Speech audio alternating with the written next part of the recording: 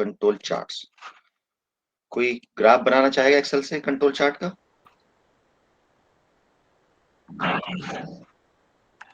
चलो स्टार्ट करते हैं। तो डेटा है आपके पास।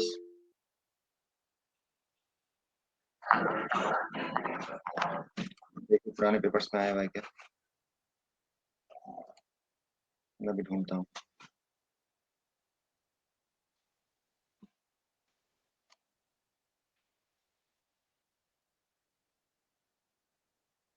हम्म, एक पेपर आप ढूंढो, कुछ मिलता है क्या? नहीं तो फिर मैं डेटा चार्ट या जो मेरे ये नोट्स हैं उनमें डेटा दिया हुआ है, वहां से भी ले सकते हो आप।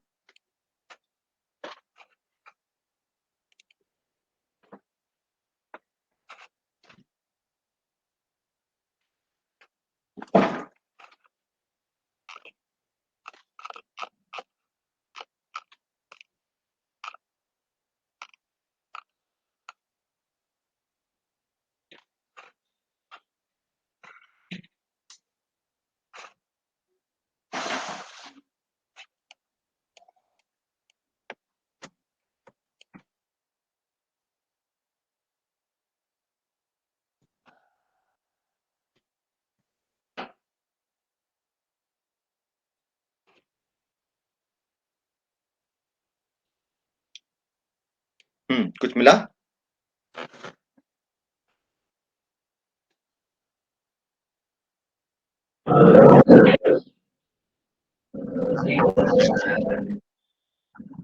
करो उसको करो। थ्योरी। अच्छा, चलो मैं एक एक्सेल में आपको दिखाता हूँ किस तरह से आप चार्ट बना सकते हैं, या फिर रहने दें। बोलो। चलो अच्छा, कोई डेवलो आप एक आप स्क्रीन शेयर करो एक्सेल से।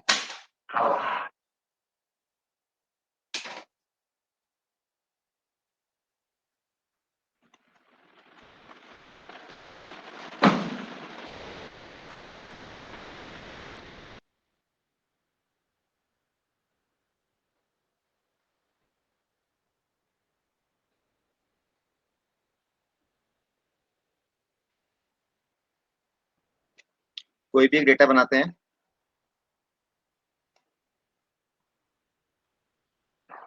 पहले है सैंपल नंबर 1 2 3 अप टू 10 तक ले लो।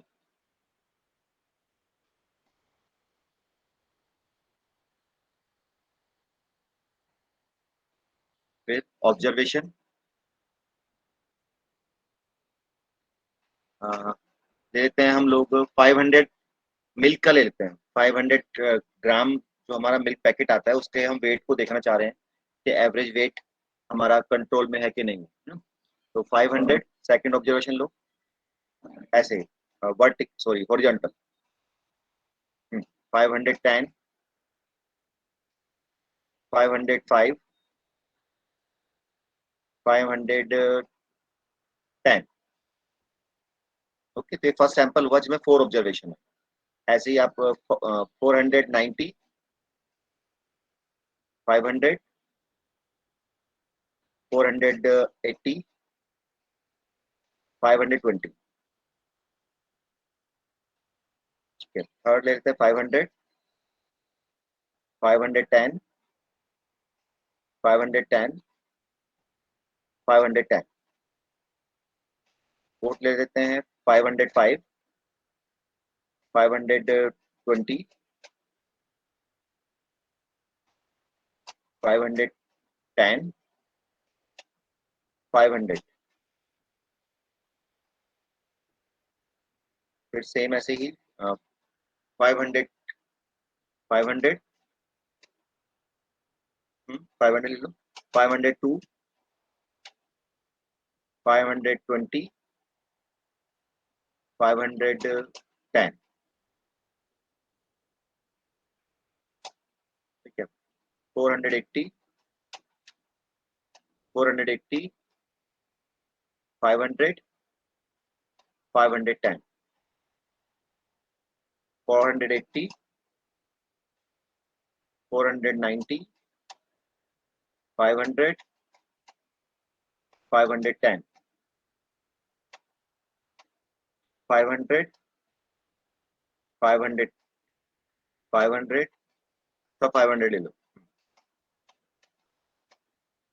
510, 505, 505, 505, 500, 505, 505, 510। तो ये हमारा डेटा है। तो we are planning to plot the X bar chart. X bar के लिए क्या करना है आपने, हम सबसे पहले इसका मीन निकालेंगे। तो ऊपर लिख लेते हैं मीन। मीन निकालना है शुरू की जो चार, हाँ यस। तो हम कहाँ पे जाएंगे, एवरेज, यस, हाँ, ओके, एंटर एंड ड्रैग। फिर हमें निकालना है रेंज। रेंज रेंज रेंज होता है हमारा मैक्सिमम माइनस मिनिमम। तो इज इक्वल टू, पहले मैक्सिमम लेंगे,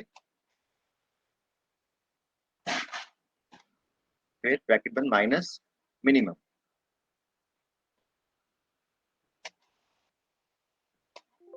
ये रेंज आ गई है।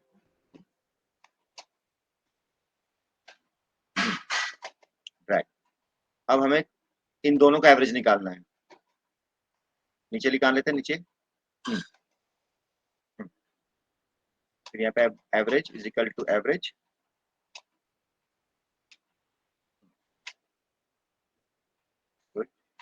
फिर रेंज का एवरेज ड्रैग कर सकते हैं। अब हमें निकालना है इसका लिमिट्स। तो लिमिट्स है हमारी X double bar, centre line लिखेंगे पहले, centre line C L is equal to क्या जाएगा, सी एल में एक्स डबल बार, तो वैल्यू हो जाएगी हमारी 502। अब लेंगे हम upper control line. Upper control line, upper control line हमारी होती है X double bar equal to X double bar plus A2। A2 हमारा यहाँ पे आ, उसकी वैल्यू टेबल से देखेंगे। एक मिनट में देखता हूँ क्या वैल्यू है A2 की।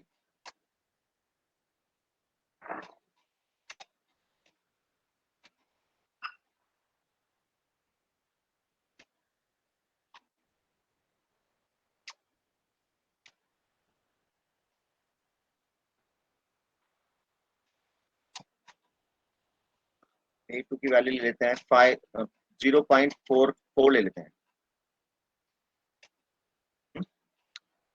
And into R2,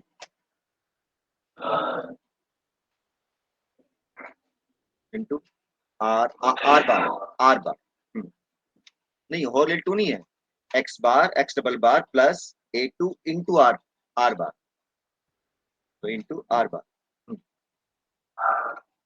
17.5, enter. अब लिखते हैं हम लोअर, हाँ, लोअर कंट्रोल लाइन, और वो होगा हमारा एक्स डबल बार, एक्स डबल बार, फिर माइनस A2, A2 की वैल्यू 0.4 ली है हमने, 0.4, 0.4 इंटू आर बार, एंड ये हमारी होगी अपर control line, lower control line. और अब हमें इसे प्लॉट करना है। प्लॉट करने के लिए हम हर सर पॉइंट के लिए, यूसीएल बता दिए एक बार, यूसीएल। यूसीएल है हमारी X double bar minus, sorry, plus A2 into R bar. बस क्या है कि जो A2 कौन सी सर? A2 कांस्टेंट है जो आपको गिवन होगा टेबल में। मैं भी इसकी टेबल दिखा दूंगा आपको। तो अब हम क्या करेंगे, जब इसको प्लॉट करना होगा तो मैं हर पॉइंट के लिए कंट्रोल लाइन चाहिए, अपर कंट्रोल लाइन चाहिए और लोअर कंट्रोल लाइन चाहिए हर पॉइंट के लिए। तो इसलिए हम ऊपर लिखेंगे, यहाँ रेंज लिखा है, रेंज के बराबर में कंट्रोल लाइन, कंट्रोल लाइन। क्या है कंट्रोल लाइन हमारी, कितनी आई है, यस, इसका रेफरेंस दे देते हैं फिक्स करते हुए।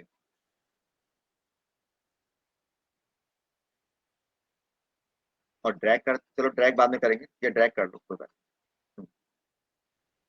ऐसे ही अपर कंट्रोल लाइन में फिक्स करो, सेल फिक्स कर दो, सेल फिक्स करो ऊपर वाला। सेल फिक्स करना आता है आपसे? डॉलर साइन लगाते हैं हम F4। लोग। हाँ, नंबर में भी डॉलर साइन लगा दो, तो ये सेल फिक्स हो गई हमारी। अब ये बाकी मतलब आप ड्रैग करोगे तो ये मूव नहीं करेगी। ठीक है, अब अपर कंट्रोल लाइन फिर सेम,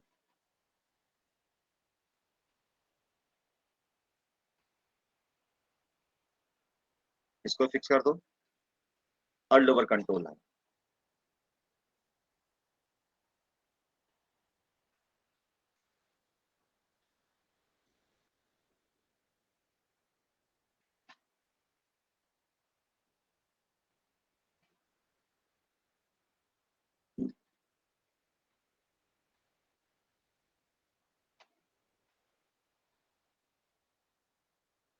ठीक है, ये बन गया हमारी अपर control line, lower control line. पर जब हम चार्ट बनाएंगे तो चार्ट के लिए प्रॉब्लम क्या है कि जो चीजें हैं उनको एक साथ रख लें, या तो मीन को हम रेंज को यहाँ से हटा दें, तो या हम मीन को आगे कॉपी कर लें। रेंज हटाने से तो मेरे ख्याल से हमारा सेल गड़बड़ हो जाएगा, तो रेंज को मीन को आगे कॉपी कर लेते हैं इसके लिए। हाँ, ऐसे करोगे तो फार्मूला गड़बड़ हो जाएगा। तो हाँ, पेस्ट पेस्ट में जाएंगे और वैल्यू को करेंगे। नहीं, एल में करो, एल में। हाँ, और यहाँ पहले करो पेस्ट, नहीं नहीं गड़बड़ हो जाएगी, क्योंकि हमें यहाँ वैल्यू लानी है, वहाँ फार्मूला लगा हुआ है ना, तो हमें तो पेस्ट में जाओ, पेस्ट कॉर्नर पे लगा हुआ है, left left left left corner पे पेस्ट, इसमें ऑप्शन है अलग अलग, लेफ्ट कॉर्नर और एक्सट्रीम लेफ्ट, यस, और आगे और आगे, यस पेस्ट, इसका जो ओपन करो, इसमें जाओ नीचे, इस पे पेस्ट स्पेशल, सबसे लास्ट पे, सबसे लास्ट, सबसे लास्ट। हाँ, यहाँ पे क्लिक करेंगे वैल्यू पे, तो अब क्या करेगा, खाली वैल्यू वैल्यू देगा, फार्मूला हटा दिया। ओके, अब हमें इसको प्लॉट करना है। अब हम कंट्रोल लाइन लेंगे, अपर कंट्रोल लाइन और लोअर कंट्रोल लाइन को पहले सेलेक्ट करेंगे, हेडिंग के साथ कर सकते हो सबको, सेंटर लाइन भी, सेंटर लाइन भी, और फिर मीन भी, मीन भी। अब insert line graph,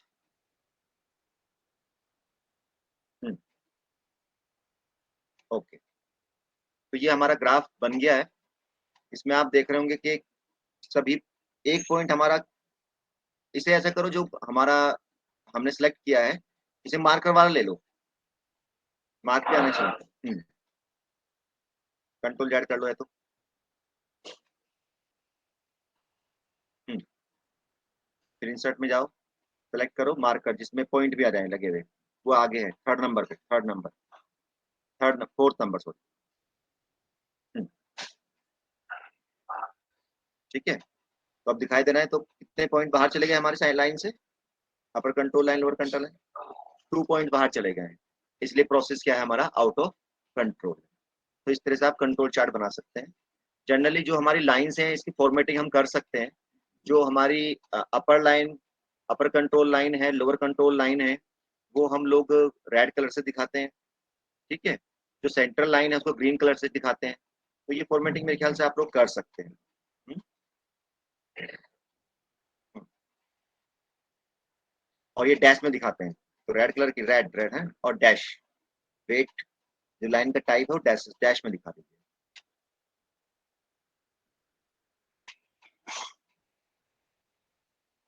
dash type लिखा हुआ है, डैश टाइप। डैश टाइप कहीं लिखा है? हाँ, सेकंड नंबर, थर्ड नंबर, हाँ ये वाला। ठीक है, ऐसे लोअर कंट्रोल लाइन हम डैश में दिखाते हैं, और डैश और रेड कलर में, क्योंकि ये हमारी बाउंड्री है ना, जैसे इन पे हमारा वो होगा वो, और ये जो है सेंटर लाइन हमारी ग्रीन कलर की होती है।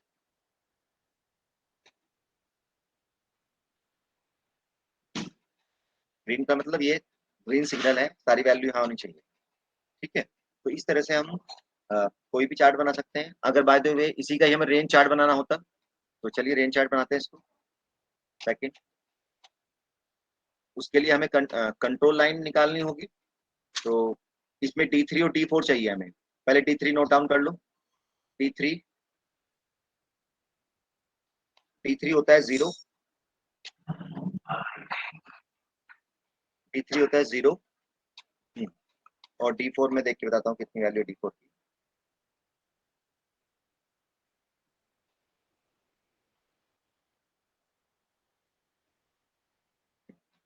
D4 की वैल्यू है हमारी 2.282। 2.282। ठीक है, सेंट्रल लाइन फिर बनाता है सेंट्रल लाइन। हाँ, सेंट्रल लाइन होती है आर बार,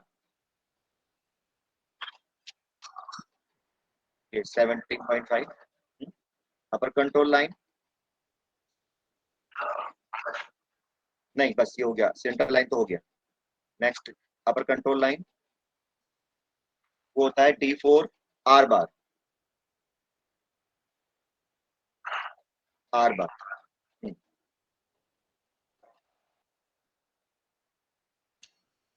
और लोअर कंट्रोल लाइन होती है D3 आर बार।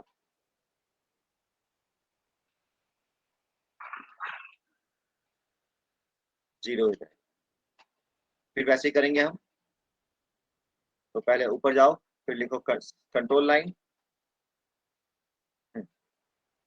TL, फिर अपर control line, lower control line और रेंज। रेंज को भी साथ में ले आते हैं इसकी। हाँ, रेंज वहां से कॉपी कर लेंगे। तो रेफरेंस दे दो फिक्स करते हुए। नहीं सेंट्रल, ये नहीं ये नहीं ये नहीं, अब आर बना रहे हो तो आर की सेंट्रल लाइन लेनी पड़ेगी। रेफरेंस दे दो इसका फिक्स करते हुए।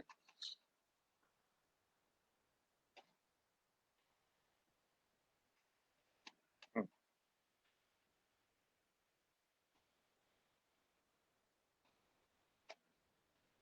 हम्म, ये तो जीरो है। ये तो रेफरेंस दो, ठीक है।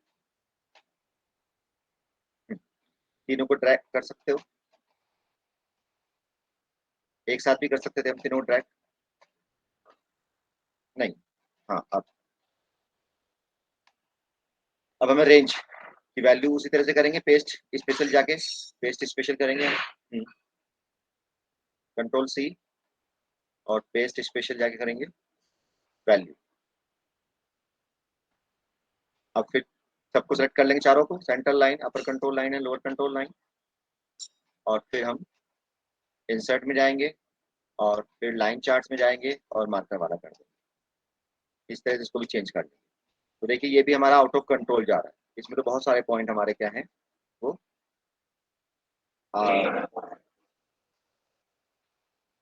नहीं, कहाँ एक ही पॉइंट जा रहा है, सॉरी एक ही पॉइंट जा रहा है क्योंकि वो जीरो है। तो इस तरह से आप कोई भी चार्ट बना सकते हैं with the help of Excel. चलिए ठीक है, थैंक यू। कुछ पूछना है इसमें किसी को? सर एक बार सर ये अपर control line lower control line बता दीजिए बस। उनका फार्मूला है पर्टिकुलर अनु, उनका जी फार्मूला है। बस हमें फार्मूला याद रखना है कि फार्मूला क्या है। तो अभी मैं दिखाता हूँ नोट्स में इनके फार्मूले क्या क्या है। ठीक है, उसी के अकॉर्डिंग आपने कैलकुलेशन करनी है। Okay sir.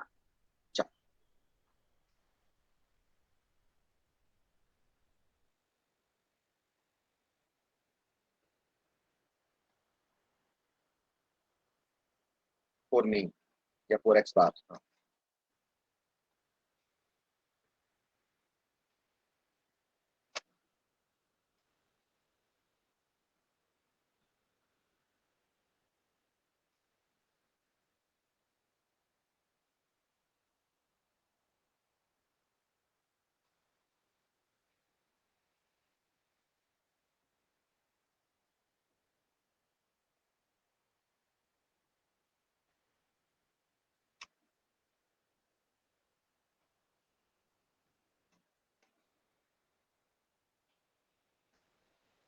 Okay thank you.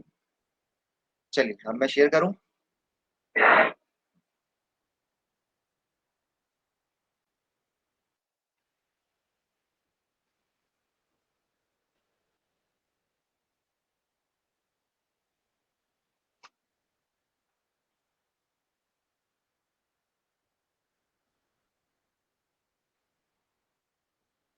देखिए ये है अनुप, ये फॉर्मूले हैं रेंज के लिए। तो रेंज का है सेंट्रल लाइन है are bar, upper control line है D4 आर बार और lower control line D3 are बार। इनकी वैल्यू हमारे पास टेबल अवेलेबल है, एक टेबल है उससे देख सकते हैं।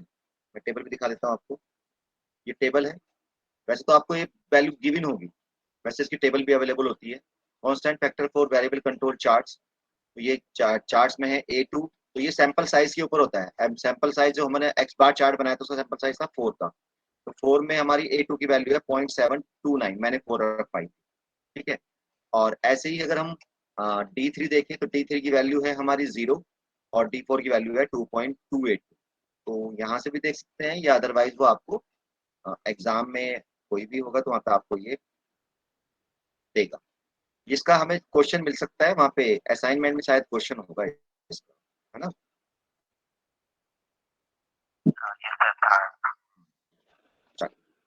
असाइनमेंट की भी क्वेश्चन करके जाइए एग्जाम में, कभी कभी असाइनमेंट से भी क्वेश्चन आ जाता है सच। अब लेते हैं हम, ये टॉपिक हमारा पूरा हो गया, अब हम लेते हैं कौन सा, प्रोबेबिलिटी। प्रोबेबिलिटी देखिए आपने पढ़ी ही होगी जरूर, इंटरमीडिएट में आपने कहीं ना कहीं पढ़ी होगी प्रोबेबिलिटी, तो उसको करते हैं। तो जैसे मैंने बताया कि पेपर की तैयारी करने के लिए सबसे पहले हम करेंगे एनोवा तैयार, उसके बाद हम करेंगे एनोवा, उसके बाद करेंगे काई स्क्वायर टेस्ट, उसके बाद करो टाइम सीरीज, ठीक है, टाइम सीरीज हो गई। उसके बाद आप करो टाइम सीरीज, उसके बाद टाइम सीरीज के बाद कौन सा चैप्टर करोगे आप तैयार, रिग्रेशन, रिग्रेशन करो, रिग्रेशन कोरिलेशन, है ना। ये 4 क्वेश्चन तो 10-10 मार्क्स के हो गए। फिर शॉर्ट नोट्स में हमारे सैम्पलिंग कर सकते हो आप, जो कल मैंने टॉपिक लिया था कंट्रोल चार्ट। प्रोबेबिलिटी हमें सबसे लास्ट में करनी है, ठीक है, क्योंकि प्रोबेबिलिटी बड़ी भी है और इसके क्वेश्चन आप जरूरी नहीं कि आप एग्जाम में कर पाओ। वैसे तो आपके यहाँ बहुत टफ क्वेश्चन नहीं आते, तो शायद कर पाओ आप लोग। 5 मार्क्स का क्वेश्चन इसमें से आना ही 100%। तो चलिए देखते हैं क्या है। इंट्रोडक्शन टू द प्रोबेबिलिटी, इसमें मैंने काफी एग्जाम्पल लिए हैं, इस तरह से बनाया कि जिस तरह से आप कोई भी कॉम्पिटिशन देखो तो प्रोबेबिलिटी क्वेश्चन जनरली आ जाते हैं। तो बहुत ईजी है, वैसे थोड़ा सा भी ध्यान दोगे तो समझ में आ जाएगा। तो पहला है रैंडम एक्सपेरिमेंट। देखिए 2 तरह के एक्सपेरिमेंट जनरली हम लोग पढ़ते हैं, एक डिटर्मिनिस्टिक एक्सपेरिमेंट और एक रैंडम एक्सपेरिमेंट। डिटर्मिनिस्टिक एक्सपेरिमेंट वो एक्सपेरिमेंट होते हैं जिसका रिजल्ट हमेशा सेम रहता है, जिसका रिजल्ट हमेशा सेम रहेगा। अगर मैं 2+5 आपको कैलकुलेट करने के लिए कहूँ तो 2+5 मतलब 7, तो हर बार आंसर 7 ही आएगा। पर कभी कुछ एक्सपेरिमेंट ऐसे होते हैं जिसमें हमारा जो वैल्यू है वो बदलती रहती है। जैसे टॉसिंग ए कॉइन, अगर आप एक कॉइन को टॉस करो तो क्या हमेशा हेड आएगा, बताओ। No sir. तो यहाँ पे क्या है, हमारा एक्सपेरिमेंट का जो आउटपुट है बदलता जा रहा है। तो इस तरह के एक्सपेरिमेंट को हम कहेंगे रैंडम एक्सपेरिमेंट। तो रैंडम एक्सपेरिमेंट को और डीप में लेके चलते हैं। वो एक्सपेरिमेंट हमारा रैंडम होगा जिसके पॉसिबल आउटकम्स हमें पहले ही पता होगा कि भाई इनमें से कोई एक आएगा। अगर हम एक कॉइन को टॉस करने जा रहे हैं तो आपको आंसर पता है कि या तो हेड आएगा या टेल आएगा, ठीक है। But we do not know या वी कैन नॉट प्रिडिक्ट, हम ये नहीं बता सकते कि क्या आएगा इस बार। तो इस तरह के एक्सपेरिमेंट को हम बोलते हैं रैंडम एक्सपेरिमेंट। वो एक्सपेरिमेंट जिसे हमें एडवांस में पता है, experiment in which all the possible outcomes are known in advance but we can not predict as to which of them will occur when we perform the experiment. और हमें ये नहीं पता कि कौन सा आएगा। ये कहेंगे tossing a coin, throw A die. Coin के लिए हम टॉसिंग वर्ड यूज करते हैं और डाई के लिए हम थ्रो यूज करते हैं, क्योंकि डाई को थ्रो टॉस नहीं किया था, थ्रो किया जाता। ऐसे ही अगर हम कार्ड्स आप खेलते भी होंगे, आपको पता भी होगा, कार्ड्स में से अगर हम एक कार्ड निकालें तो क्या वो हमेशा सेम आएगा, नो सर। नो। और हमें पहले पता है कि भाई कौन सा पॉसिबिलिटी सब पता है हमें, या तो वो 1 होगा, 2 होगा, 3 होगा, है ना, 10 होगा, क्वीन होगी, जैक होगा, किंग होगा, एस होगा। ओके, तो these are the such type of अब मैं मान लो आप में से आप इस टाइम 20 स्टूडेंट मान लो हमारी क्लास ले रहे हैं, 20 में से किसी एक का नंबर मैं वही मैंने रैंडम एक्सपेरिमेंट की तरह निकाल लूं, तो मुझे पता है 20 में से आप में से कोई एक पर्ची मेरे हाथ में आएगी आपके नाम की, पर एग्जैक्ट नहीं बता, मुझे पता है कि वो कौन सा होगा। तो such type experiment are known as the random experiment. ठीक है, समझ आएगा रैंडम एक्सपेरिमेंट। तो जो हम प्रोबेबिलिटी का कंसेप्ट है वो रैंडम एक्सपेरिमेंट के साथ ही काम करता है। अगर हमारा एक्सपेरिमेंट डिटरमिनिस्टिक होगा तो वहां पे हम प्रोबेबिलिटी नहीं बता पाएंगे। Trial, performing N experiment is called trial, मतलब अगर हम एक बार परफॉर्म करें एक्सपेरिमेंट को, एक बार टोस करें, तो वो कहलाएगा हमारा ट्रायल। सैंपल स्पेस, तो हमें ट्रायल से इतना मतलब नहीं है, पर सैंपल स्पेस हमारे लिए बहुत मायने रखता है। सैंपल स्पेस क्या है कि जो हम कह रहे हैं कि भाई टोटल पॉसिबल आउटकम्स क्या क्या हो सकती हैं, अगर हम उसको एक सेट में रख दें तो वो सेट कहलाएगा हमारा सैंपल स्पेस। जैसे अगर हम एक कॉइन को छाल रहे हैं तो पॉसिबल आउटकम क्या क्या हो सकती है बताएं। टेल आएगा सर। हेड्स और टेल, तो यस उसको एक सर। ब्रैकेट में रख दें तो ये कहलाएगा हमारा क्या बन जाएगा, sample space. Okay, okay sample sir. Space. तो सैंपल स्पेस हमारा हो गया। एस से इंडिकेट करेंगे सैंपल स्पेस को, हेड और टेल। और एनएस बताता है कि कितनी ऑब्जर्वेशन उसके अंदर है। एनएस क्या बताएगा, कितनी ऑब्जर्वेशन है सैंपल स्पेस के अंदर। तो एनएस एनएस की वैल्यू कितनी हो गई, head two 12। Two sir, two 2 हो गई है ना।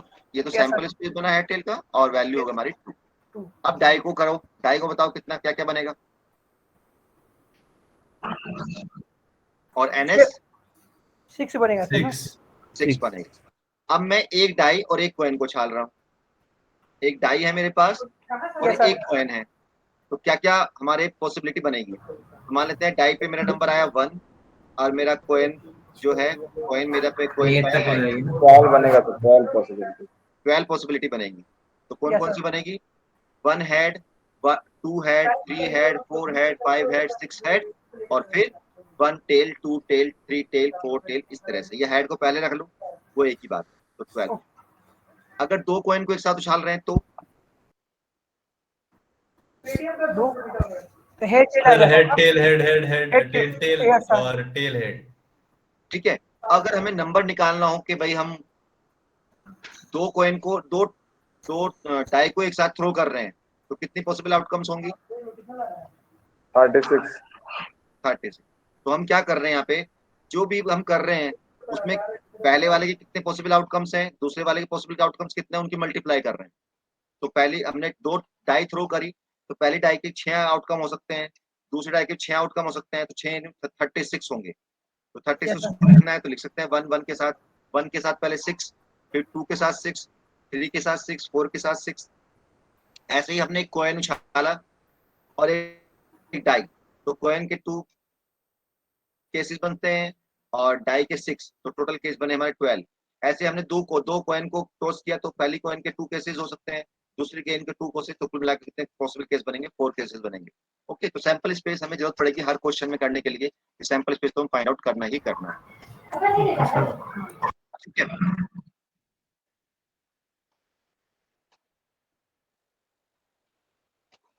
If a family contains 2 children, then the the sample space is, 2 children है तो हमने सैंपल स्पेस बनाया, तो क्या हो सकता है, जो पहले वाला है वो बॉय हो, सेकंड वाले भी दोनों बॉय हो सकते हैं, दोनों गर्ल हो सकती हैं, एक बॉय एक गर्ल हो सकता है, तो हमारे 4 सैंपल स्पेस बनेगी। जैसे हेड टेल बने ऐसे हमारे यहाँ पे बन सकते हैं। ऐसे अगर हम गोल निकाल रहे हो, चलिए सब इसकी जरूरत खत्म हो गई। चलिए सैंपल पॉइंट, कोई भी हमारा each outcome of an experiment is visually as a sample point.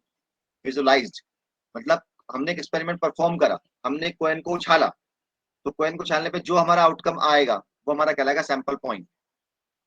तो हेड आया, टेल आया। इवेंट, इसकी भी जरूरत नहीं है आपको सैंपल पॉइंट की। इवेंट, सेट ऑफ वन और more possible outcomes of an experiment constitute what is known as event. Sample of, अब हमारा सैंपल स्पेस बन गया यहाँ पे, डाई को हमने उछाला तो 1 2 3 4 5 6, तो कोई भी इवेंट क्या होगी, सेट ऑफ वन और मोर पॉसिबल आउटकम्स, इनका कोई भी सेट। तो सेट क्या हो सकता है, सबसेट जानते हैं आप लोग, सबसेट, क्या सबसेट बन सकता है, क्या बताइए प्लीज।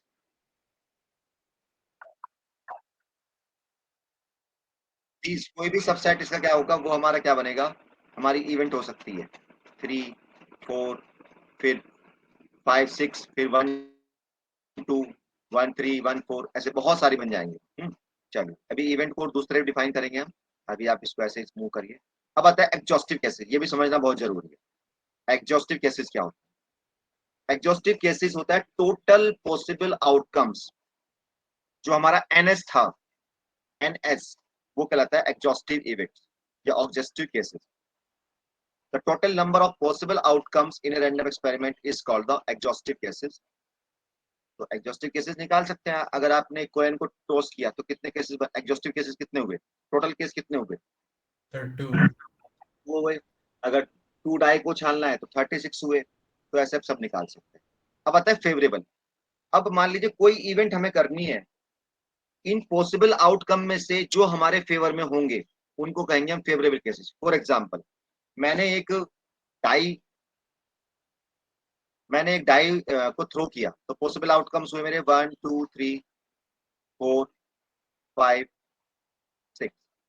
अब मुझे मैंने बनाई event, what is the, what are the favourable cases, नहीं sorry, the event that the outcome is even number, even number होना चाहिए मेरा। तो इवन नंबर कौन कौन से हैं इसमें, 2 4 6 तो ये मेरे फेवर में है। भाई कोई भी आ जाए इनमें से तो मेरा काम हो गया, तो ये मेरे फेवर वाले नंबर हुए। तो these are the favourable cases. एक ये मेरा फेवरेबल केसेस हुआ, एक मेरा ये, और एक मेरा ये। तो प्रोबेबिलिटी निकालने के लिए हमें फेवरेबल केसेस चाहिए और एग्जॉस्टिव केसेस चाहिए। बस ये काम करना है आपने। टोटल केसेस में से आपको फेवरेबल चूज करना है, और टोटल तो आप ऑलरेडी निकाल चुके ही हो। ओके, अब हम देखते हैं, मान लो ये है, यहाँ पे लिया 52 कार्ड्स हैं हमारे पास, और हम मुझे चाहिए कार्ड्स, एक कार्ड मैंने निकालना है, वो होना चाहिए एस। तो कितने मेरे फेवर में होंगे, Sir, 4. 4। किंग निकालना है तो, Sir, 4. ब्लैक निकालना है तो Sir, 26. 26। रेड निकालना है तो, 26. क्लब निकालना है तो 13। पता है ना तो सब आपको, Yes, एक sir. क्लब होता है, एक हार्ट होता है, एक डायमंड होता है डायमंड, स्पीड, है ना। और क्या बच्चा भाई, Spade. स्पीड। रेड। ये 4 तरह के सूट होते हैं उसके ऊपर, और हर उसका 13 13 होते हैं, 13 13 13। और इनमें से ये दोनों रेड कलर के होते हैं, रेड, और ये दोनों ब्लैक कलर के होते हैं।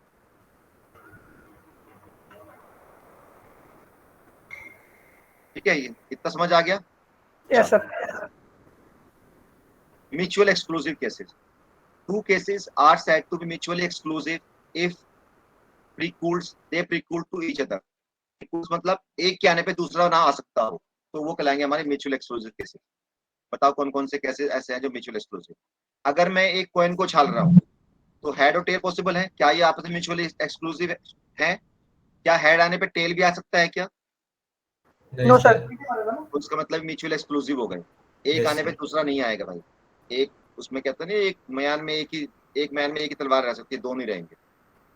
तो ये क्या है, म्यूचुअल एक्सक्लूसिव है। और बताओ, अगर मैं एक 2 पत्ते निकाल रहा हूँ, एक कह रहा हूँ किंग होना चाहिए और दूसरा कह रहा हूँ कि एस होना चाहिए, क्या पॉसिबल है? No sir. अगर एक ही कार्ड ड्रॉ कर रहा हूँ, कह रहा हूँ कि एस भी हो और हमारा किंग भी हो, तो पॉसिबल नहीं है। अगर मैं कहूँ कि एस हो और ब्लैक हो, इसका है सर। तो ये म्यूचुअल एक्सक्लूसिव नहीं है, क्योंकि एस जो है मेरा ब्लैक भी हो सकता है, तो यस ये सर। मेरे म्यूचुअल एक्सक्लूसिव नहीं। ओके, तो ये 3-4 डेफिनेशन आपको समझनी चाहिए प्रोबेबिलिटी के लिए। तो अब हम सीधा पहुंचते हैं कि प्रोबेबिलिटी आप कैसे निकालोगे, क्या फॉर्मूला है प्रोबेबिलिटी निकालने के लिए। तो हमें कौन कौन से चाहिए? फेवरेबल नंबर ऑफ एग्जॉस्टिव चाहिए, एक तो हमें ये चाहिए, हमें एक फेवरेबल चाहिए सेकंड, और एक म्यूचुअल एक्सक्लूसिव। आपको पता होना चाहिए कैसे आप म्यूचुअल एक्सक्लूसिव बना सकते हैं। बस 3 चीजें चाहिए, बाकी कुछ नहीं चाहिए। इक्वल लाइकली चलो समझ लो, अगर सभी के चांस बराबर हैं तो इक्वल लाइकली है। अगर मैं हेड और टेल एक कॉइन को छाल रहा हूँ तो हेड और टेल मेरे इक्वल लाइकली है, क्योंकि दोनों के चांस बराबर है आने के। हेड भी आ सकता है, टेल भी आ सकता है। अगर मैं डाई को थ्रो कर रहा हूँ तो जो मेरे केस हैं 1 2 3 4 6 क्या इक्वल लाइकली हैं? Yes sir. ठीक है, तो हमारा जो पहली डेफिनेशन है उसमें कुछ रेस्ट्रिक्शंस हैं, तो इसीलिए ये पढ़ाया जा रहा है कि भाई इक्वल लाइकली क्या है, म्यूचुअल एक्सक्लूसिव क्या है। अब देखते हैं कि क्या रेस्ट्रिक्शंस उसमें है। अच्छा यस, इसमें एक बहुत अच्छा एग्जांपल दे रहा है। Case of falling A ceiling fan और नॉट फॉलिंग। सीलिंग फैन छत का पंखा हमारा, तो छत के पर गिरने की प्रोबेबिलिटी बताओ कितनी होगी?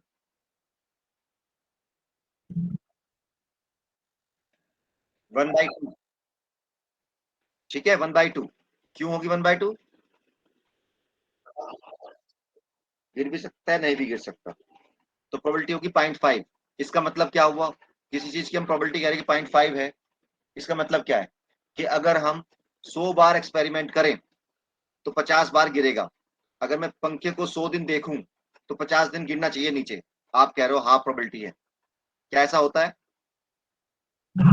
नहीं। No sir. तो यहाँ प्रोबेबिलिटी गलत होगी हमारी। क्यों हुई? क्योंकि केस हमारे क्या है, वो इक्वल लाइकली नहीं है। आपका जो पंखा गिरने की जो बात कह रहे हैं हम, वो हाफ हाफ नहीं है। आपने पंखे पे अगर बराबर फोर्स लगाते ऊपर भी और नीचे भी, तब तो गिरने की प्रोबेबिलिटी हाफ होती, हाफ नहीं होती। पर यहाँ पे आपने क्या किया, पंखा ना गिरे इसलिए आपने उसे उसको ऊपर बांध दिया।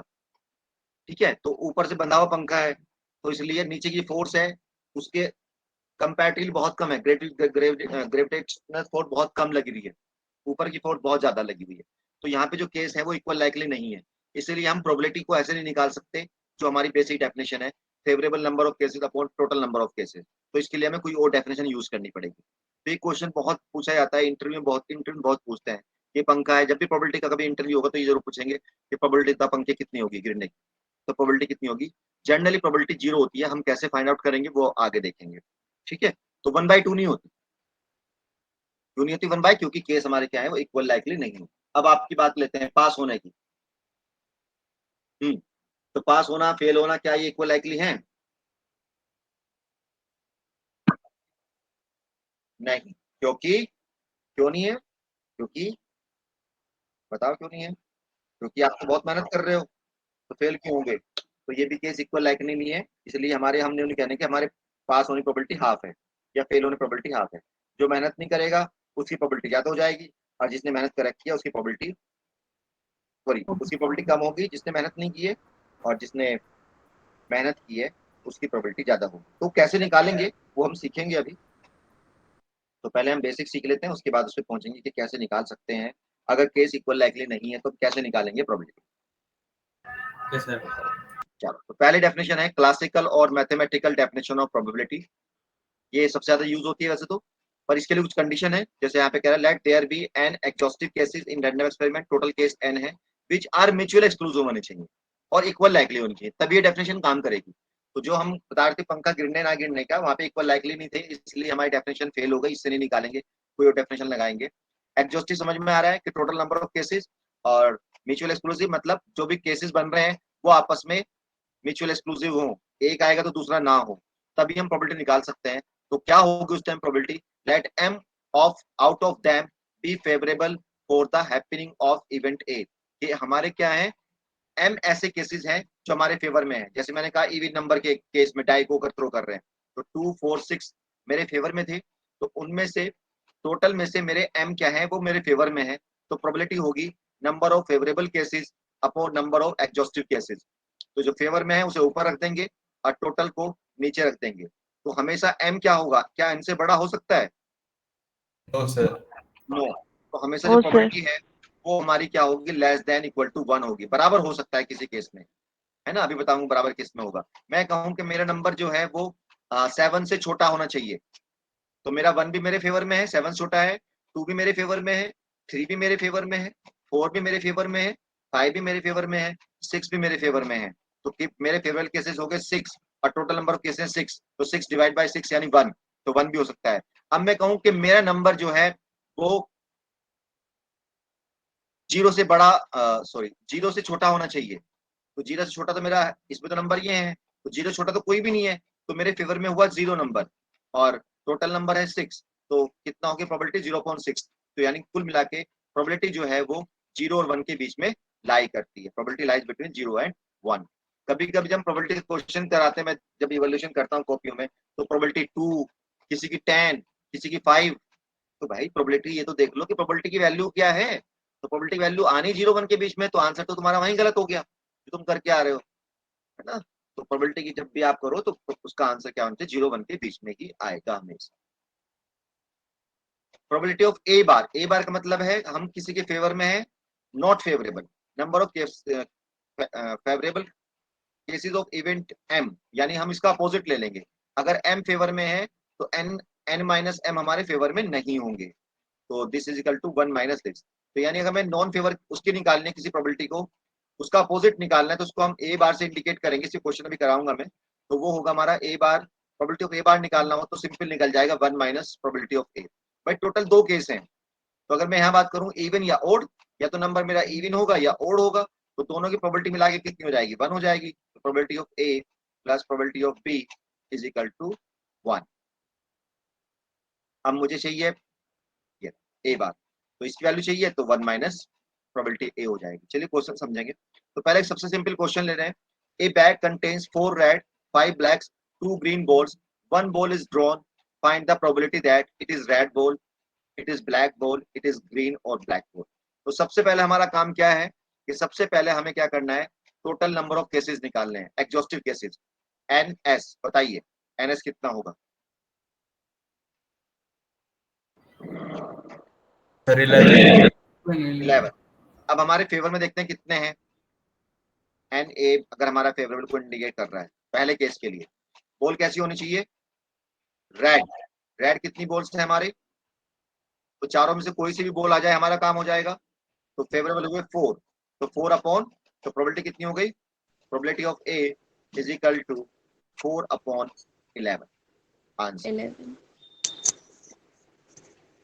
ठीक है, बताओ ब्लैक की, नॉट ब्लैक, चलो ब्लैक पहले बनाओ, ब्लैक की बताओ पहले, ब्लैक की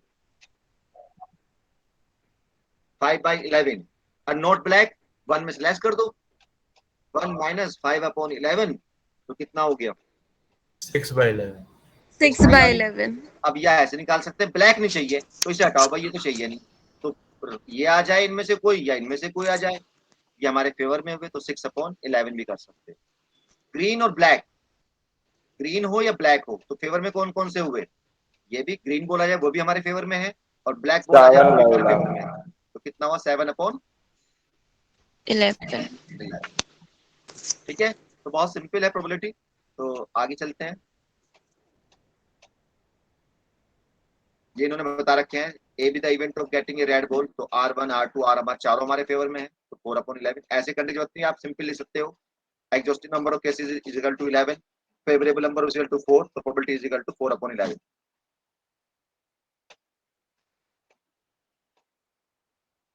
पहले सिंपल करा दो, सिंपल सिंपल। चलो, a fair dice is throne, find the probability of getting a prime number. चलो पहले इवन नंबर लेते हैं, एक डाई को हमने थ्रो किया, पहले देखो क्या क्या पॉसिबल है, sample 1/2 even bye, sample space हो गया 1 2 3 4 5 6, एनएस कितना हुआ 6 6। अब फेवरेबल देखो, इवन नंबर चाहिए, तो कितना हुआ 2 4 6, 4 3 and by 6। 6। A number multiple of 2 और 3, मल्टीपल 2 का हो या 3 का काम चल जाएगा, तो कौन कौन से होंगे हमारे फेवर में, 2 4 6 2 2 4 6। 2 3 6 तो कितने फेवर में 1 2 3 4 4 4 by 6। A number multiple of 2 and 3, 2 का मल्टीपल होना चाहिए 3 का मल्टीपल होना चाहिए, 6 फेवर में कितने हुए 1 1 by 6 6। A number greater than 4, 5 6 2 by 5 and 6 6 and it's 2 by 6. Prime number कौन कौन से 3 हैं? सर 1 3 5 वन वन प्राइम थोड़ा ही होता है। अरे सर 2 3 5 2 3 3 5. 5 3/6। ठीक है, बड़ा इजी था ये तो। चलो और आगे देखते हैं, धीरे धीरे बढ़ेंगे। लेवल लेवल लेवल तो इसका धीरे धीरे बढ़ाते हैं। चलो इन लेते हैं। In a experiment throwing two fair dice find the probability of getting. तो पहले इसके बना लो क्या क्या पॉसिबल है। दो डाई को आप थ्रो कर रहे हो, पॉसिबिलिटी देखो क्या होती है। 1 1 1 2 2. 1 3 1 4 1 5 1 6। ओ भाई चलो इस बार थोड़ा कैसे लिखते हैं। 2 1 2 2 2 3 2 4 2 5 36। एट डबलेट दोनों पे सेम नंबर होगा तब तो डबलेट होगा। तो कितने केस यस हैं सर फेवर में? 1 by 6 प्रोबेबिलिटी 1/6 प्रोबेबिलिटी आ गई। सम 7 ढूंढो, सम 7 किस किस का है। पहले सर दो में इसमें ढूंढते हैं, इसमें 1/6 होगा सर। सर देख लेते हैं। 1 और 5 का हो गया, 2 और 1 और सम चाहिए 7 6 का हो गया। इसका भी सर 1 6 1 by 6 है ना, ग्रेटर देन 8। तो सर हेलो हाँ जी, सर, सेकंड वाले का 1/6 कैसे होगा? सेकंड वाले का देखो भाई, सम बनाना 7, तो 7 कैसे बनेगा? 1 6, इसका उल्टा कर दो 6 1। और बताओ सम कैसे हो सकता है 7? 2 बोलो। 5 5 1 2 5 5 2। 2/5 5/2 5 by यस 2. सर, और 3 और 4 और 4 और 3। 3 4 और 4 F4. 3। Yes, sir. और कोई तरीका है जिसका सम 7 हो जाए? नहीं। तो 6/36 1/6। अब चाहिए सम ग्रेटर देन 8। 10 by 36 तो निकालो पहले सम 8 निकालो। तो 8 होगा भाई 5 3 3 5। और बताओ 4 4 हो सकता है, और 5 3 हो गया सर, हो गया 6 2 हो सकता है, यस सर और बताओ। बस ग्रेटर देन 8 चाहिए, तो 9 भी ले सकते हैं, 10 भी ले सकते हैं, 11 भी ले सकते हैं, 12 भी ले सकते हैं। अब 9 का देखो, 4 5 5 4 6 3 3 6। और बताओ। 6 6 6 5 अभी तो 9 पे पहुंचे हैं, ये 8 का बना, ये 9 का बना। अब बना रहे 10 का। 10 बताओ 10 कैसे आ सकता है? 5 5 5 6 4 4 6 11 5 6 6 5 12। 6 6 तो कितने केस बन गए?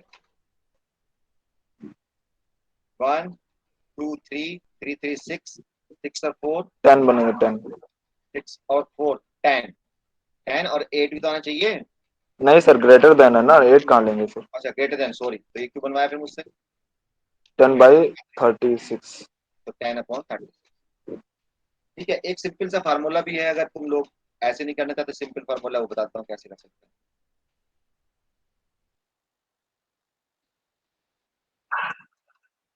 अरे यार, कर रहे हैं।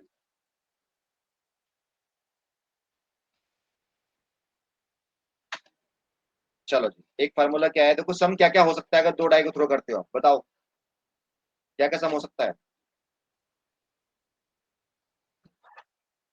सम 2 फिर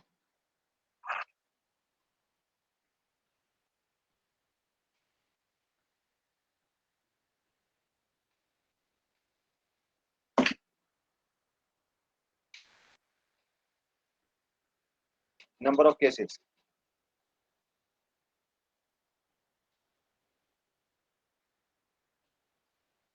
वन से स्टार्ट करो। 1 2 3 4 5 6, फिर 6 से वापस चलो। 5 4 3 2 1। तो जैसे हमने देखा था 9 के कितने केस बने थे? 4। 10 के कितने बने थे? 3। तो ऐसे भी आप कर सकते हो, याद कर सकते हो, मतलब लिख के तो दिखाना चाहिए एग्जाम में, पर आप सिंपल भी निकाल सकते हो। 2 से स्टार्ट करा, 12 तक गए, 1 से लेके 6, 6 से वापस। चलो अब आगे क्या पूछ रहा है? 3 on die first and a multiple of 2 on second die. बताओ कौन कौन से केस? 3 तो फर्स्ट डाई फिक्स कर दिया। सेकंड पे क्या है ना, मल्टीपल ऑफ 2, तो 2 तो आ ही सकता है। फिर क्या आएगा 3 के साथ? 4 आएगा, 6 आएगा। बस 3 by 36। Prime number on the first die, बनाओ prime number 2 and odd prime on the second die.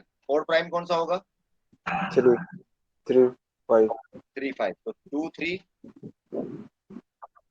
2 5 और हाँ प्राइम नंबर 3 3 3 5 5 5 5 5 3 और 5 5 कितने 5। केस हुए सबको देख के। ठीक है, तो अभी तक तो आसान चल रहा है भाई।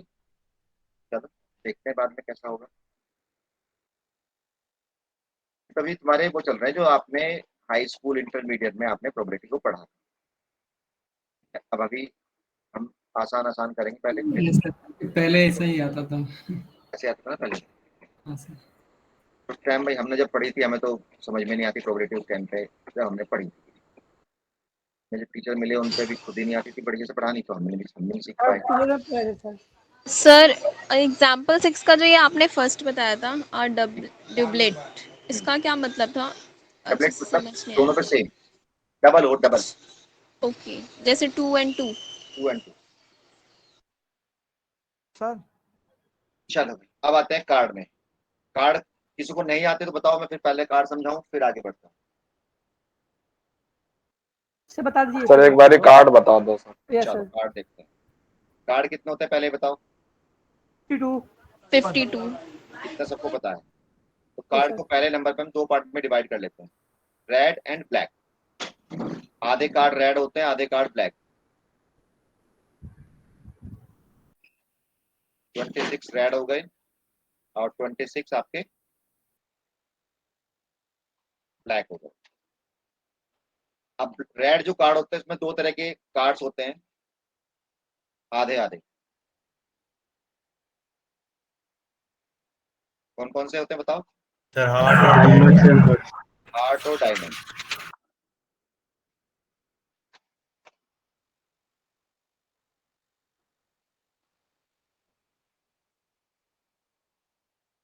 ब्लैक में भी 2 होते हैं।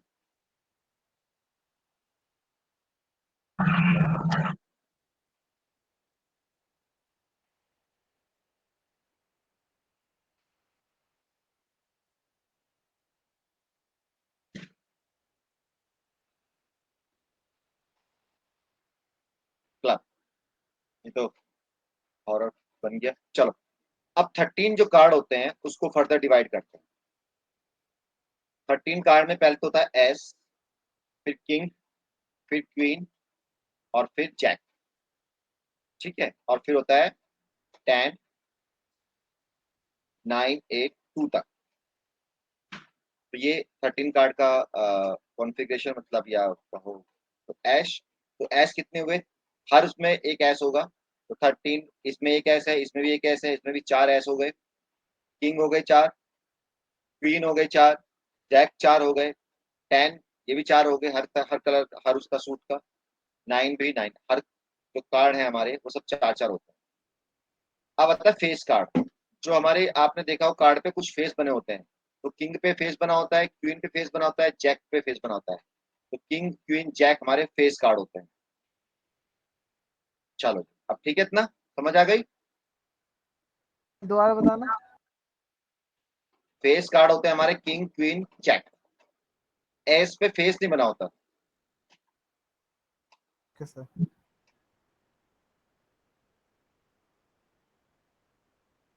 अब क्वेश्चन पे आते हैं।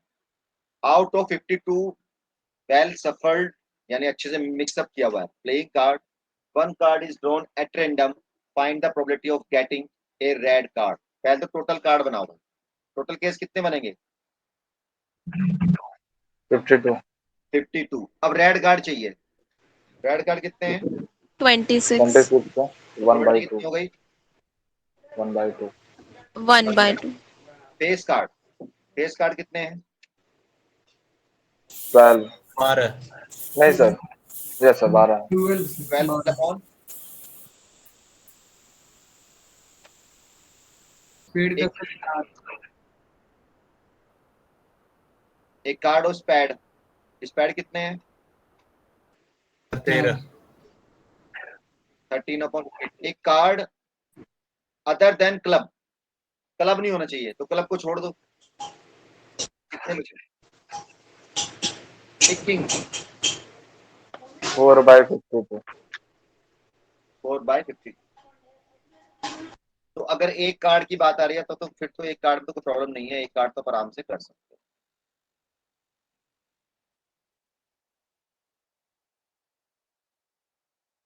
नेक्स्ट लेते हैं। Hello sir. हेलो हाँ जी, सर, ये फोर्थ वाला बताना, card other than club, club कौन सा कार्ड होता है?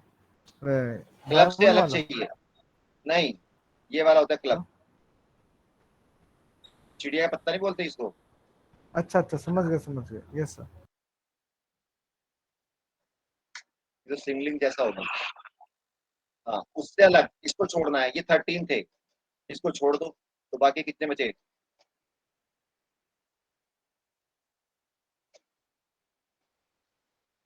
यहाँ का रखा,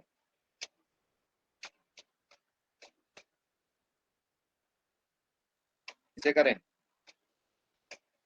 इन a family there are 2 children, write the sample space, find the probability. तो सैंपल स्पेस लिखना है, तो 2 चिल्ड्रन है तो हमने, क्योंकि एल्डर एल्डर और यंगर की बात हो रही है तो हमने इसको 1 2 में डिवाइड कर लिया, तो हमने लिख लिया G1 एल्डर, ये यंगर, G2 यंगर। यहाँ लिखा हुआ denote the birth of the girl, denote the birth of the boy. Okay, ये 4 पॉसिबिलिटी हमारे पास है। अब क्या कह रहा है इसमें से? पहली प्रोबेबिलिटी पूछ रहा है the Elder child is a girl, Elder child हमारी गर्ल है, यानी जो पहला बच्चा है वो गर्ल है, तो अगले वाला क्या हो सकता है? गर्ल भी हो सकती है। तो कितने केस हमारे फेवर में है? 2 है सर। 2, तो 2/4। 1 by 2 probability. Younger child is a girl, तो सेम आ जाएगी।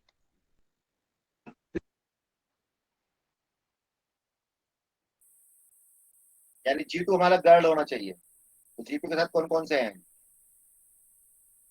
चलो, both are girl, 1 by 4। 1/4। Both are opposite sex, मतलब एक मेल 1 by 2। तो देखो किसमें है? ये नहीं हो सकता, ये वाला 1 है। by 2। 1/2। चलो, अब आ रहा है 2 dice are thrown, white the probability sum is greater than 9। ये तो कर चुके हम। नाइदर 10 नॉर 12, ना तो 10 हो और ना 12। तो पहले 10 और 12 का निकाल लेते हैं, 1 में से लेस कर देंगे। ठीक है, देखो इसमें कैसे कराना है। सम 9 का मतलब हो गया, सम हमारा 9 हो, 11 ग्रेटर देन 9 चाहिए, तो 10 11 12। तो 10 का अलग, या तो एक साथ जोड़ के कर लो या अलग अलग कर लो, एक साथ जोड़ के करो अभी तुम। अब यहाँ क्या चाहिए हमें? सम चाहिए, नाइदर 10 नॉर 12। तो 10 वाले निकाल लो, 10 वाले कितने हो जाएंगे? 3, और 12 वाले हो जाएंगे 1। तो 1/4/36, और दोनों नहीं चाहिए तो 1/1 माइनस 4/36, 1 माइनस 4/36, तो 8/9। 14 balls are serially numbered and placed in a bag. Find the probability that a ball is drawn pairs in number multiple of 3 or 5. चलो जी बताओ। कितने केस बनेंगे टोटल?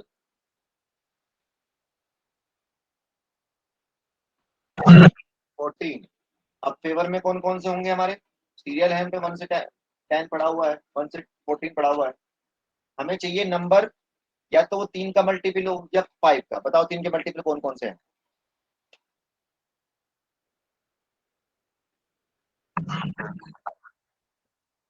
तो 3, 6, 9, 12, ठीक है जी। 15 के multiple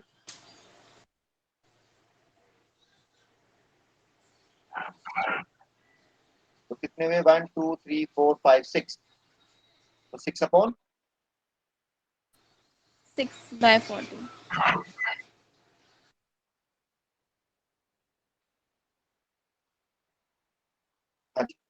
in a lottery one has to choose 6 numbers at random out of the number 1 to 30. He or she will get a prize only if all 6 chosen numbers match with the 6 numbers already decided by the lottery committee. Find the probability of winning the prize.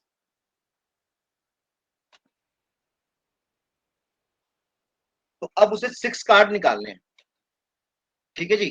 कितने निकालने हैं? 6 card निकालने हैं।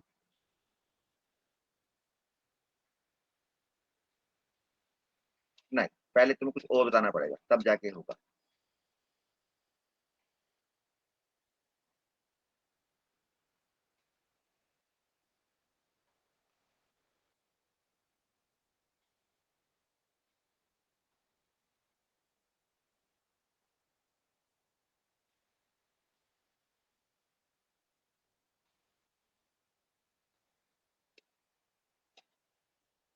Card वाला example दोबारा लेते हैं,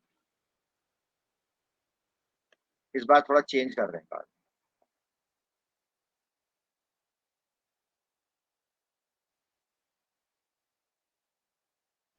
नहीं तो बॉल है, चलो बॉल का ले लेते हैं।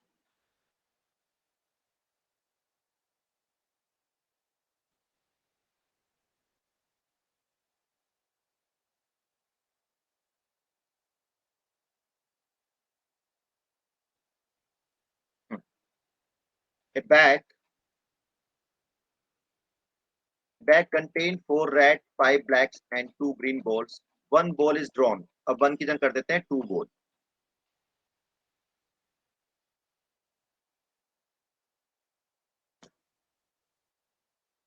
Two balls are drawn from the bag.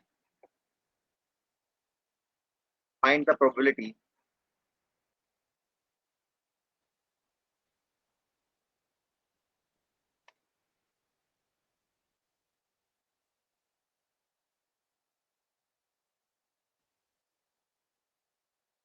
find the probability that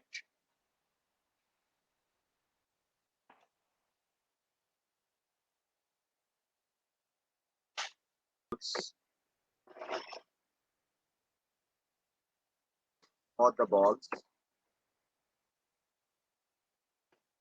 are red.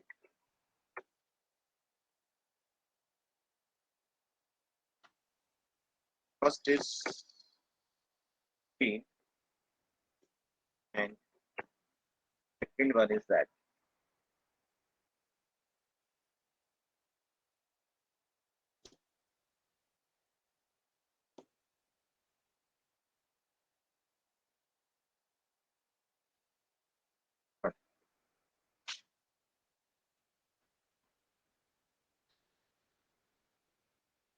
One is black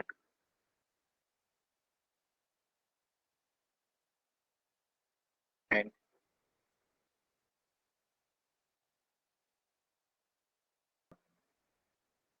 अब क्या हुआ है?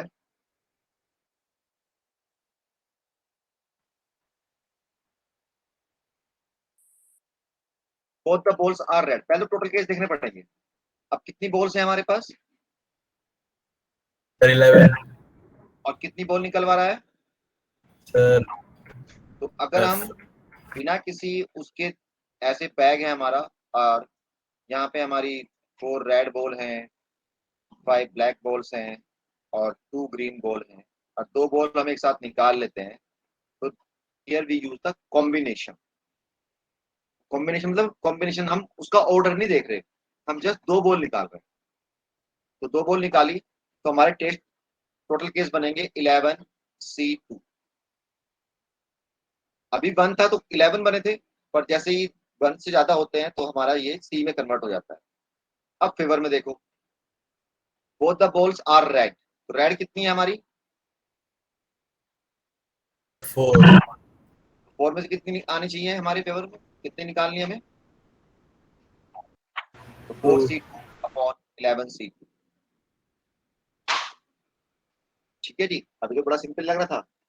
तो अब क्या हुआ, क्योंकि हमारा कॉम्बिनेशन शुरू हो गया, 2 से ज्यादा का केस शुरू हुआ, तो जनरली हम लोग कॉम्बिनेशन यूज करते हैं। अभी मैं और भी क्वेश्चन कराऊंगा इसी के बेस पे, थोड़ा सा हमारा चेंज हो जाएगा कुछ pictures. One is black and other is red, तो ब्लैक कितनी है हम आपके पास? 5 में से कितनी चाहिए आपको? 4 रेड। नहीं, थर्ड पहुंच गए हम।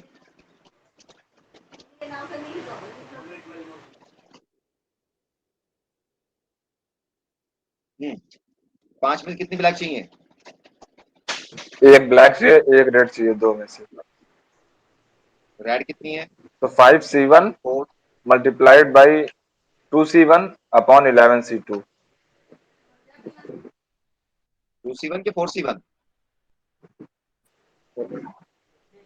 ठीक है, ओ तो सर हम इस तरह से 4C1 है। निकालेंगे। चलो और देखो, अभी और भी बहुत, मतलब मैं कह रहा हूँ कि प्रोबेबिलिटी में तो हम कुछ भी एक इधर से इधर कर देंगे तो हमारा बदल जाएगा, क्वेश्चन बदल जाएगा। अब हम क्या कह रहे हैं कि हम अब जो निकाल रहे हैं 1 बाय 1 करके निकाल रहे हैं बोर्ड, क्या निकाल रहे हैं? 1 बाय 1 करके, और विद रिप्लेसमेंट निकाल रहे हो आप। क्या निकाल रहे हो? With replacement. अब बताओ, तो विद रिप्लेसमेंट निकाल रहे हो तो पहले हम, या विदाउट रिप्लेसमेंट कर रहे हो? चलो, 2 balls are drawn from the bags with replacement।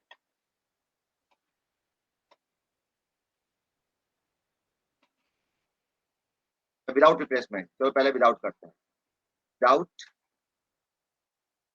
Replacement.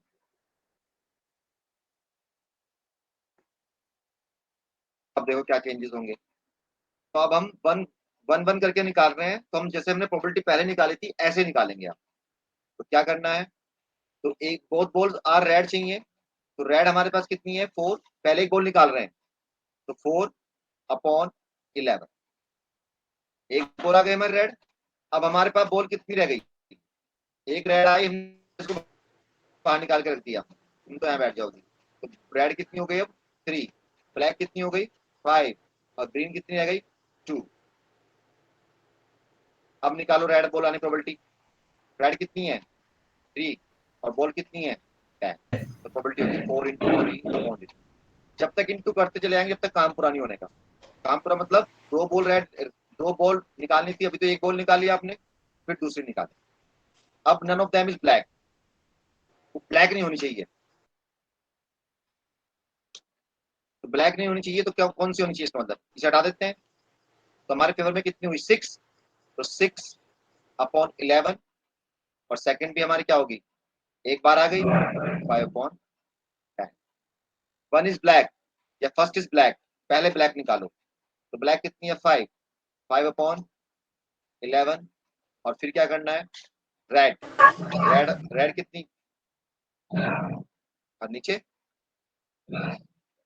अगर रिप्लेसमेंट कर देता इसको तो फिर क्या होता है? यहाँ पे पहले में 1 इज रेड, 4 अपॉन 11, एंड दोनों 3 दूसरी अपॉन रेड। सर हाँ जी, सर 10 क्यों आया? 11 आना था ना 4 के नीचे। क्यों? आपने विदाउट रिप्लेसमेंट कहा है, जो बॉल निकाली उसको अलग रख दिया, तो अच्छा कितनी बॉल रह अच्छा गई? 3 10। 5 2 10, इसलिए 10 से डिवाइड करा। अगर हम इसे विद रिप्लेसमेंट करते तो फिर क्या होगा?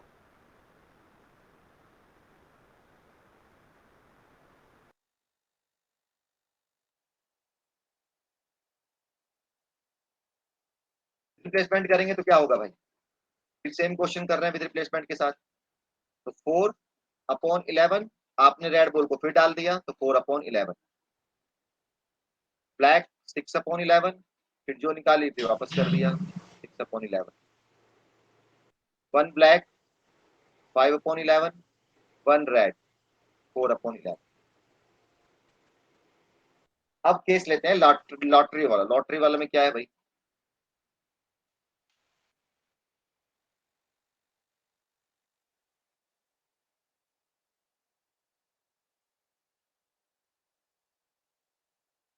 lottery one has to choose 6 numbers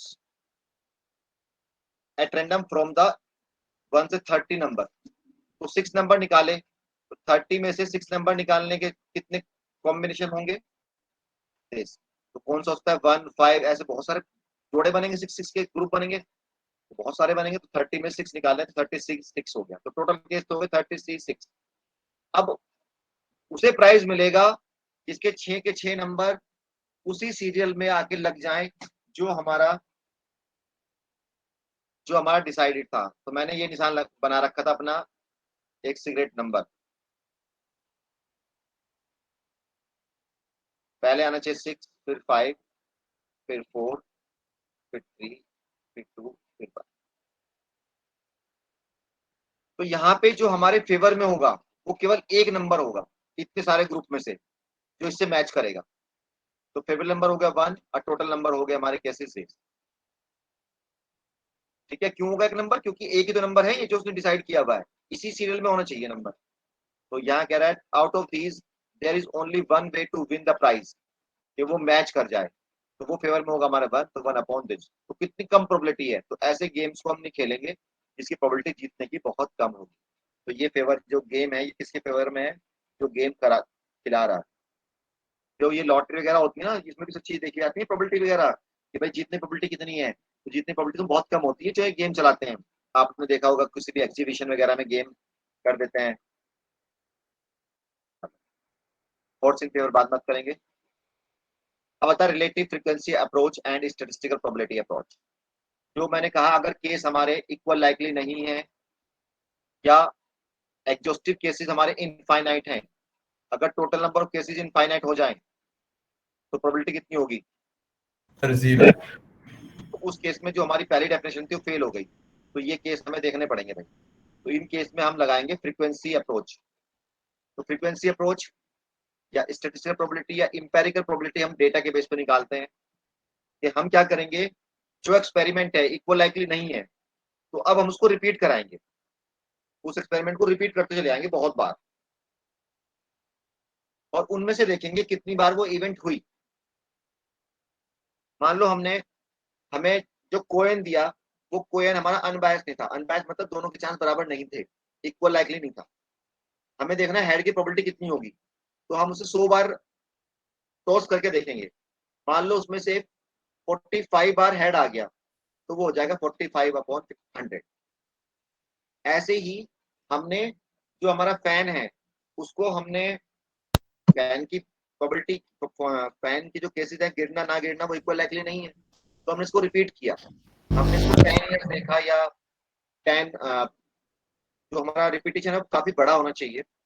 मान लेते हैं हम उसको हमने उसे 1000 डे देखा कि वो गिर रहा है कि नहीं गिर रहा है।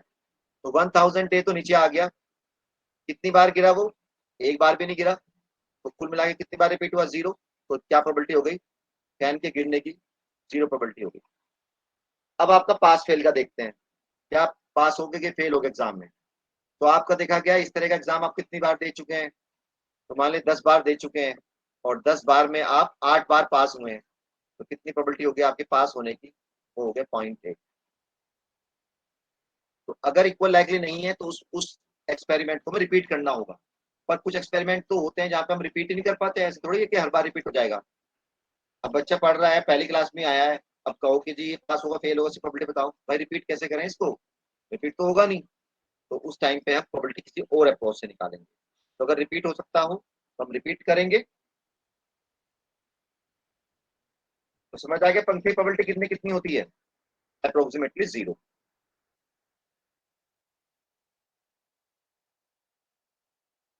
अगली जो डेफिनेशन है वो है एक्सोमेट्रिक अप्रोच ऑफ प्रोबेबिलिटी। ये अलग शुरू हो गया आपका कहानी, जो आप नया पढ़ने वाले हो, वो तो आप सब पढ़ चुके हो। Let S be the sample space for a random experiment and A be the event which is the subset of S. Then probability of A is called the probability function. कुल मिला के है तो कहानी वही, बस थोड़ा सा अंतर है। प्रोबेबिलिटी जो होगी किसी भी नंबर की वो हमेशा 0 से बड़ी होगी और 1 से छोटी होगी। टोटल सैंपल स्पेस की प्रोबेबिलिटी 1 होगी। अगर if and A1 A2 are finite or infinite sequence of disjoint events S, then probability of और का मतलब यूनियन, उनकी जो यूनियन है वो probability of A into probability of B probability of N होगा। इसे भूल जाओ, अभी मैं दूसरे तरीके से समझाऊंगा क्योंकि डेफिनेशन तो मैथमेटिकल फॉर्म में लिखी हुई है। चलो क्वेश्चन पे आते हैं सीधा।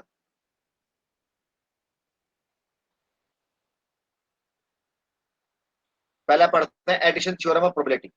अगर दो इवेंट्स हैं और उनके बीच में और आ रहा है, और को हम यूनियन से डिनोट करते हैं, तो probability of A union B is equal to होगा probability of A plus probability of B minus probability of A intersection B. तो जो ये अप्रोच है इसमें हम सबसे पहले इवेंट डिफाइन करते हैं कि आप क्या चाह रहे हो।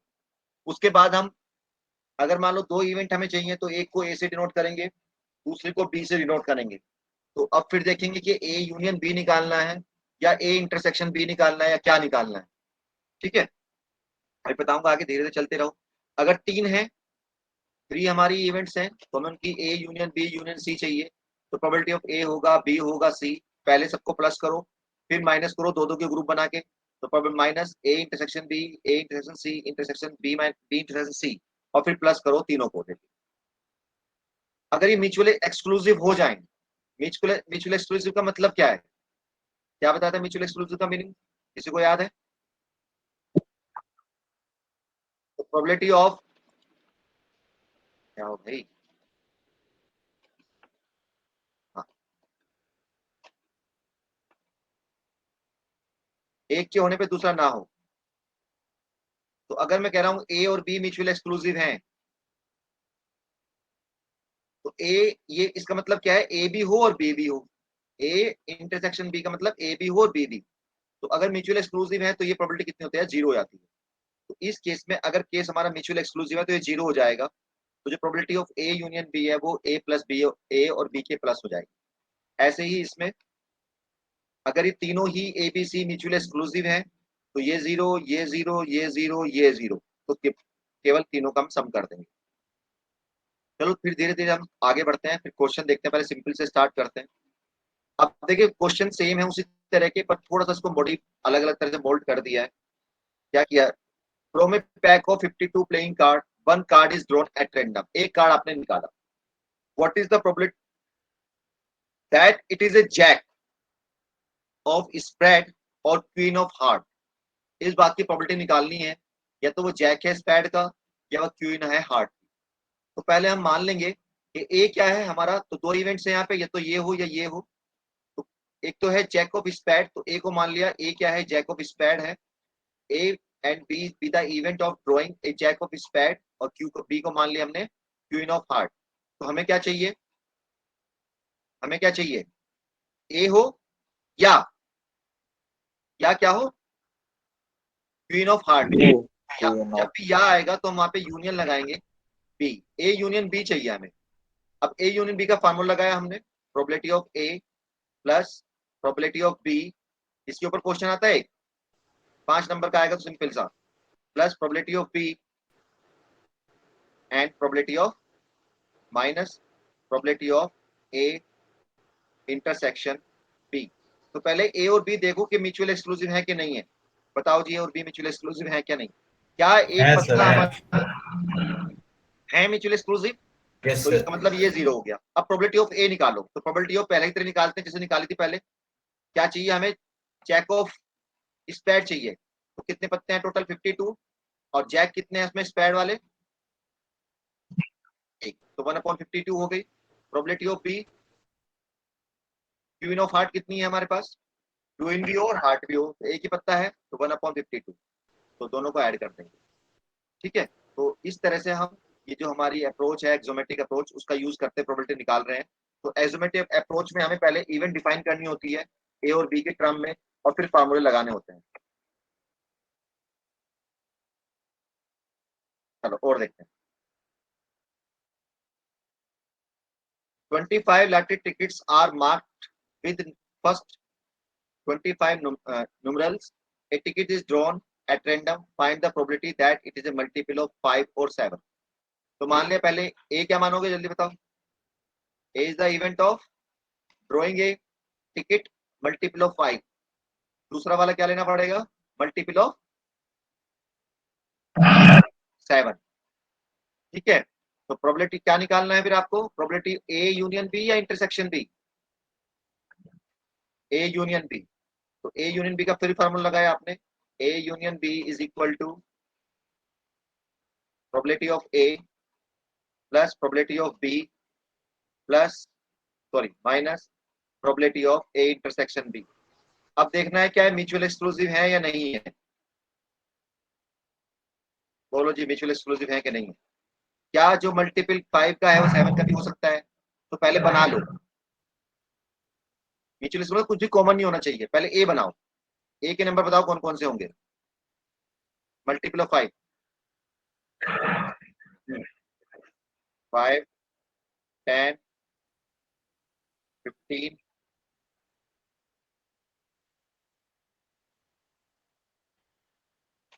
बी बनाओ.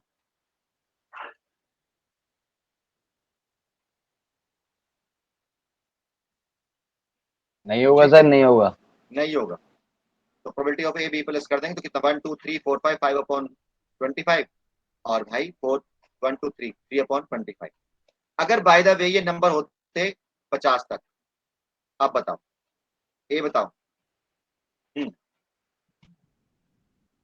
10,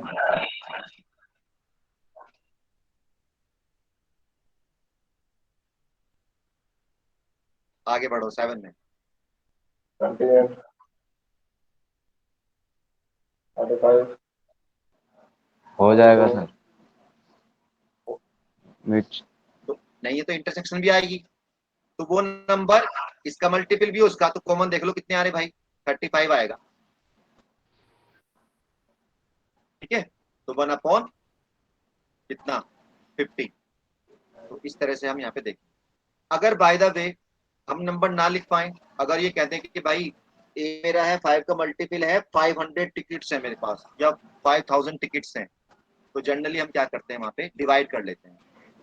क्या करेंगे, 5 को 5000 को, हमें तो नंबर चाहिए, हमें एक्चुअल नंबर थोड़े चाहिए, हमें टोटल नंबर चाहिए कितने होंगे जो 5 से डिवाइड हो जाए. तो हम क्या करेंगे, इसे डिवाइड कर देंगे 5 से. तो कितने केसेस आ गए, 1000. तो एन ए आ गया 1000. चलो एन भी निकालो 7 से, 7 से कटने वाले कितने होंगे, तो 7 अपॉन 7 की मल्टीपल 5000 अपॉन 7, डिवाइड करो.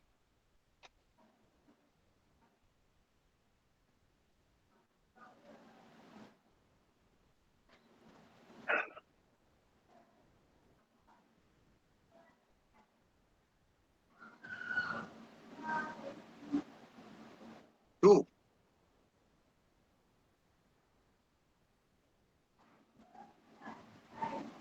4, तो इतने नंबर होंगे. अब हमें देखना है कि ऐसे कितने नंबर होंगे जो कॉमन होंगे, तो ए इंटरसेक्शन बी का मतलब इनकी दोनों की मल्टीप्लाई कितना हो गया 35, एलसीएम दोनों का. तो 35 से देखो कितने नंबर कटेंगे,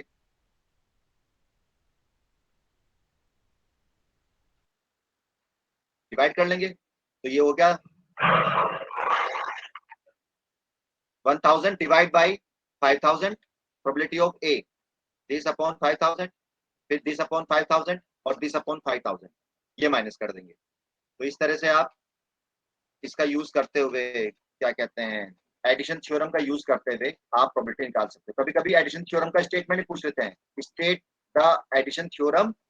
इसका आप ये लिखो कि भाई क्या स्टेटमेंट है, तो आप ये लिखोगे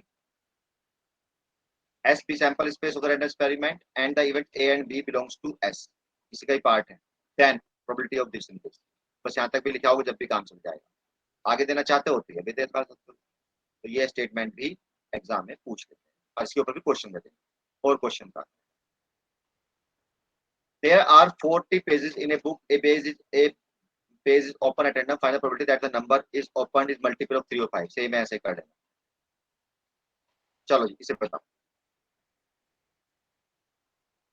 A card is drawn from a pack of 52 playing cards. Find the probability that it is either a king or a red card. तो मान लिया हमने ए, क्या मानोगे बताओ? ड्रॉइंग ए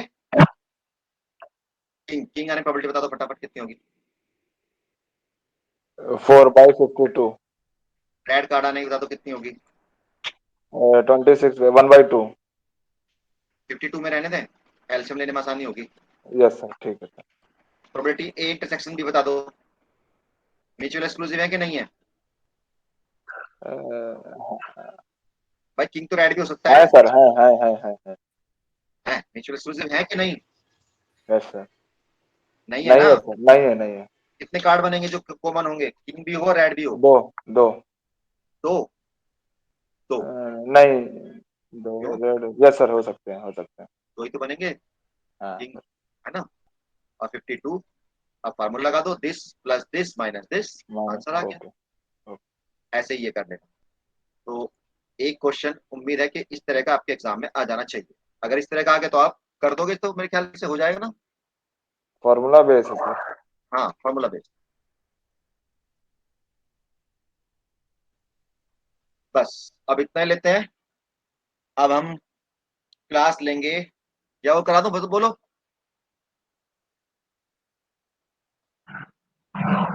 चलो थोड़ा और कर लेते हैं फिर। हाँ चलो करते हैं।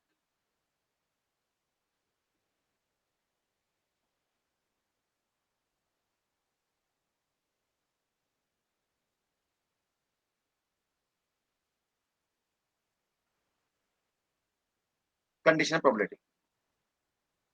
कंडीशनल प्रोबेबिलिटी क्या होता है कि कभी कभी हमारे पास दो इवेंट हैं, पहले वाले इवेंट तो हो गई और दूसरे वाले इवेंट पहले वाले पे डिपेंड करती है, तो वहां पे हम कंडीशनल प्रोबेबिलिटी लगाते हैं। फॉर एग्जांपल जैसे यहाँ पे दिया हुआ है, suppose a card is drawn at random from a 52 playing card. Let A be the event of drawing a black color face card. Black color face card. पहले हमने एक पत्ता निकाल लिया और वो पत्ता कैसा है? Black colour face card. तो कौन सा होगा भाई ब्लैक फेस कार्ड? कौन सा होगा?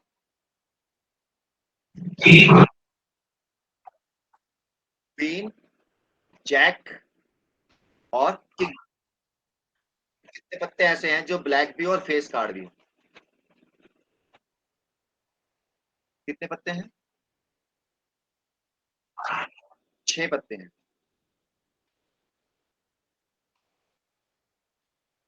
दूसरी इवेंट है कि B is the event of drawing spade card. Spade कितने हैं आपके पास? 30। अब क्या हुआ है, इफ आप if after a card is drawn from a pack of card we are giving the information the card is spread। हमें एक कार्ड निकाल लिया, जैसे हम कोई गेम खेल रहे हैं तो पहले एक पत्ता निकाला भाई कि भाई वो स्पेड आया।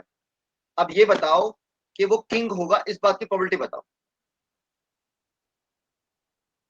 तो आपने क्या किया, पहले इंफॉर्मेशन दे दी कि स्पेड आया है, अब ये बताना है कि इस बात की बताओ कि वो किंग भी होगा।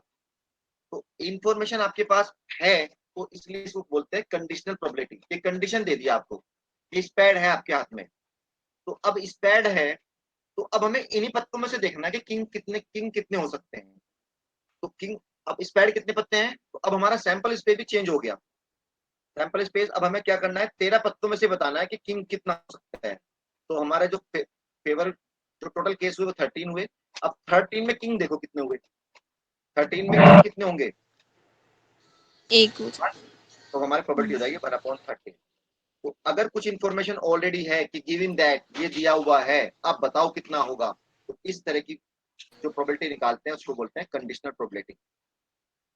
ठीक है, अब कंडीशनल प्रोबेबिलिटी को हम कैसे करेंगे, तो यहाँ इन्होंने फेस कार्ड के लिए कहा है, तो इसमें फेस कार्ड कितने हैं? 3 है, 3/3/36। तो कंडीशनल प्रोबेबिलिटी को जो हम डिनोट करते हैं वो डिनोट करते हैं ए गिवन बी। ए के लिए निकालना है, बी हमें पता है, is meaning as when b not equal probability b not equal to 0। तो इसका जो फार्मूला है इंटरसेक्शन का, तो इंटरसेक्शन का अभी तो हमने यूनियन का फार्मूला देखा था आपने, probability of A union B. अगर इंटरसेक्शन का फार्मूला होगा तो वो क्या बनेगा, तो probability of A intersection B is equal to होगा हमारा probability of A given B, probability of A into probability of B given A. अगर ये इंडिपेंडेंट हो आपस में, ए के होने से बी पे कोई फर्क नहीं पड़ रहा हो, मतलब कि जैसे हमने स्पेड कार्ड निकाल लिया हाथ में और वो कह रहा है इस बात की प्रोबेबिलिटी बताओ कि नया जो इस बार तुम पत्ता ड्रॉ करोगे वो तुम्हारा होना चाहिए रेड, तो स्पेड निकला हुआ हमें क्या फर्क पड़ रहा है, रेड पे तो कोई फर्क नहीं पड़ेगा। ओके, तो इस बार क्या हुआ, जो दोनों इवेंट से इंडिपेंडेंट हो गई, तो इंडिपेंडेंट होने पे जो प्रोबेबिलिटी कंडीशनल प्रोबेबिलिटी है बी गिवन ए या ए गिवन बी, तो वो क्या होगी, बी के बराबर ही हो जाएगी, क्योंकि ये पे तो डिपेंड ही नहीं कर रहा। तो उस केस में जो हमारी इंटरसेक्शन है वो हमारा किसके बराबर हो जाएगी, probability of A intersection B is equal to probability of A into probability of B. तो कुल मिला के यहाँ से सब बातें छोड़ दो, बस केवल ये याद रखो कि अगर इंटरसेक्शन का जो फार्मूला है वो ये है, A intersection B is equal to होगा probability of A into B, अगर ए और बी इंडिपेंडेंट है, अगर ए और बी इंडिपेंडेंट हैं तो probability of A intersection probability of B is equal to probability of A into probability of B. तो पहले इसके बेस पे क्वेश्चन करते हैं, फिर दोबारा मैं आऊंगा इसमें कंडीशनल प्रोबेबिलिटी पे। तो दो फार्मूले हो गए, यूनियन का हो गया, यूनियन का फार्मूला है probability of A union B is equal to probability of A plus probability of B minus probability of A intersection B, और अगर हमारा वो है इंटरसेक्शन है तो probability of A intersection B is equal to probability of A into probability of B. This is called a multiplicative law, independent event. So events are said to be independent if happening or non-happening of any one event is not affected by the happening or non-happening of the other। एक के होने से दूसरे पे कोई फर्क नहीं पड़ रहा है तो वो हमारा कहलाएगा इंडिपेंडेंट इवेंट। बहुत अच्छा एग्जांपल है, if a coin is tossed certain number of time then the event of head in any trial is not affected by the other trial। मान लो मैं एक कॉइन को उछालूं, हेड आ गया, तो अगली वाली दोबारा कॉइन को उछालूं तो क्या अगले वाला हेड पहले वाले हेड पे डिपेंड करेगा? नो। तो इवेंट्स क्या हो जाएगी मेरी, इंडिपेंडेंट इवेंट्स हो गई। ये सब आपको नहीं पढ़ना है, ये बस यहाँ multiple law of independent event. तो मैं इसको ये कर देता हूँ, इंडिपेंडेंट इवेंट की क्या डेफिनेशन देख लो आप, ये एग्जांपल पे एग्जांपल तो बस आपको समझाने के लिए ही है, बाकी कुछ नहीं। थ्योरी में देखो, थ्योरी नहीं आती, केवल थ्योरी में प्रोबेबिलिटी में आता है एडिटिव लॉ क्या है और मल्टीप्लिकेटिव लॉ क्या है, बस। और थ्योरी कुछ नहीं आने की, केवल न्यूमेरिकल आएंगे। तो थ्योरी में समझना, जो भी थ्योरी दी हुई है वो समझाने के लिए दी हुई है। तो multiplicative law for independent event क्या है, if A and B are two independent event है तो उनकी इंटरसेक्शन उनके प्रोडक्ट के बराबर हो जाती है। अभी एक क्वेश्चन इसके ऊपर भी आया हुआ, अभी बाद में बात करूंगा इसके ऊपर में, पहले क्वेश्चन कर लो। चलो न्यूमेरिकल इसी टाइप का आएगा। क्वेश्चन नंबर 8 नहीं 8 ये क्वेश्चन भी आया हुआ, if A and B are independent event, और ये दिया हुआ है probability of A union B, this B इतना दिया हुआ है, फाइंड ए। तो जब ए यूनियन बी दिया हुआ है, जब क्वेश्चन में कोई चीज दी हुई है तो सी का फार्मूला लगा दो। तो क्या दिया हुआ है, ए यूनियन बी गिवन है आपको, चलो तो ए यूनियन बी का फार्मूला लगाते हैं। बोलो क्या फार्मूला है,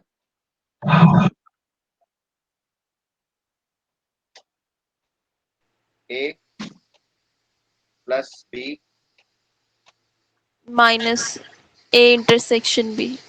अब ये कह रहा है कि इंडिपेंडेंट है यूनिट्स, तो ए इंटरसेक्शन बी को क्या लिख सकते हो आप, ये लिख सकते हो, क्योंकि इंडिपेंडेंट है, बता दिया उसने। वैल्यू पुट अप करो जी, ये कितना हो गया 0.8।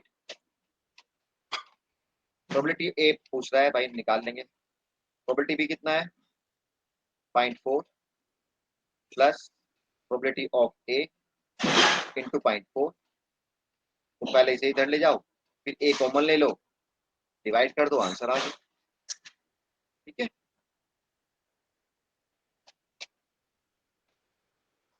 तो अगर आपको कंसेप्ट नहीं पता इंडिपेंडेंट का तो फंस गया, कोर्स होगा ही नहीं।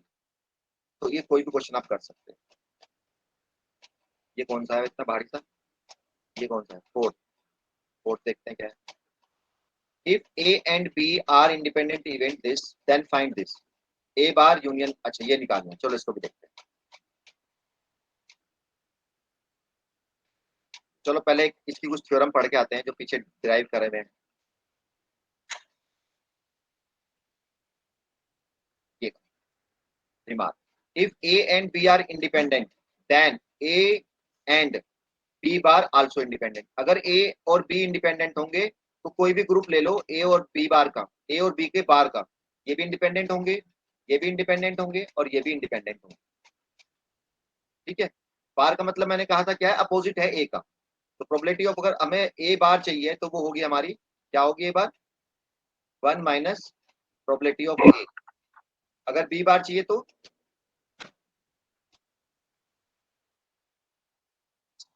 1 माइनस प्रोबेबिलिटी ऑफ बी।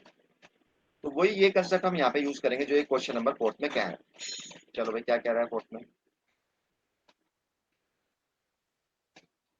ये कह रहा है if and B are independent event, ये दिया हुआ है, देन फाइंड दिस। तो हम लिखेंगे यहाँ पे since A and B are independent, तो ए बार और बी भी इंडिपेंडेंट होंगे, और जब ये इंडिपेंडेंट होंगे तो क्या होगा, ए बार होगा इनटू प्रोबेबिलिटी ऑफ बी होगा। अब ए बार की प्रोबेबिलिटी निकाल लो, 1 माइनस 0.4 और बी की प्रोबेबिलिटी कितनी है, 0.2 है, तो मल्टीप्लाई कर दिया, आंसर आ गया। ऐसे आप सारे निकाल सकते हैं। तो ये क्वेश्चन भी 5 नंबर का आया हुआ है, 5 नंबर का, क्योंकि आपके तो 5 मार्क्स के क्वेश्चन आते हैं, तो इसे भी आप कर लेना इंडिपेंडेंट वाले को। एक एडिटिव के ऊपर आया हुआ है, और अभी मैं एक और दिखाऊंगा। चलो इसको करते हैं। 2 cards are drawn from a pack of cards in with replacement. जब हम विद रिप्लेसमेंट कर देते हैं तो जो हमारी इवेंट्स है वो इंडिपेंडेंट हो जाती है। क्योंकि क्यों हो गई इंडिपेंडेंट, क्योंकि वो वापस कार्ड डालते हैं तो पूरा पैक बन गया कार्ड ऑफ कुछ भी का, पैक में पूरी बॉल्स आ गई, या हमारे कार्ड्स हैं वो भी पूरे हो गए, तो यानी अगले वाली इंडिपेंडेंट पहले वाली पे डिपेंडेंट। अगर हम विदाउट रिप्लेसमेंट करते तो हमारी यूनिट्स क्या है, वो डिपेंडेंट बन जाती। तो यहाँ पे इंडिपेंडेंट वाला केस है, पढ़ते हैं इसको। तो 2 कार्ड्स हमने ड्रॉ करे, find the probability that both the cards of heart, दोनों कार्ड हार्ट के होंगे। तो पहले मान लिया हमने, तो पहला ए मानेंगे कि पहला पत्ता क्या हो, हार्ट का हो, और दूसरा फिर हार्ट का हो।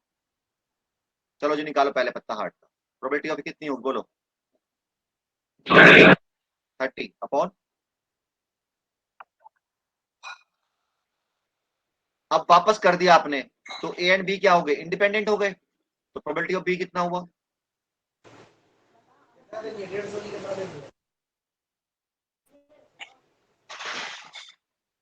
तो ए दोनों निकालने थे, इसलिए ए ये भी निकालना है, और नहीं लगा हुआ, एंड लगा हुआ है, हार्ट पहला पत्ता भी हार्ट का हो दूसरा भी, तो इसलिए ए इंटरसेक्शन बी लगाया, तो is equal to A into B, probability of A into probability B, value का कर दिया, आंसर आ गया। आपके यहाँ पे जो जनरली एडिटिव ज्यादा आता है, ज्यादा आपके यहाँ एडिटिव आता है, पर फिर भी क्योंकि कोर्स में है तो कर लेते हैं। नेक्स्ट लेते हैं। A class containing of 10 boys, 40 girls. 5 of them students are rich and 15 are brilliant. Find the probability of selecting a brilliant rich boy. Brilliant भी होना चाहिए, rich भी होना चाहिए, boy भी होना चाहिए। तो 3 यहाँ पे अलग अलग वो है हमारे पास। तो A मान लेंगे हम brilliant है, B मान लेंगे rich है, और C मान लेंगे boy है। तो probability of A निकाल लो पहले, बोलो कितनी होगी। ब्रिलियंट, कितने बच्चे ब्रिलियंट हैं, 15/50। 50। चलो 15/50 हो गया। अब निकालो प्रोबेबिलिटी ऑफ बी, रिच होना चाहिए, 5/50।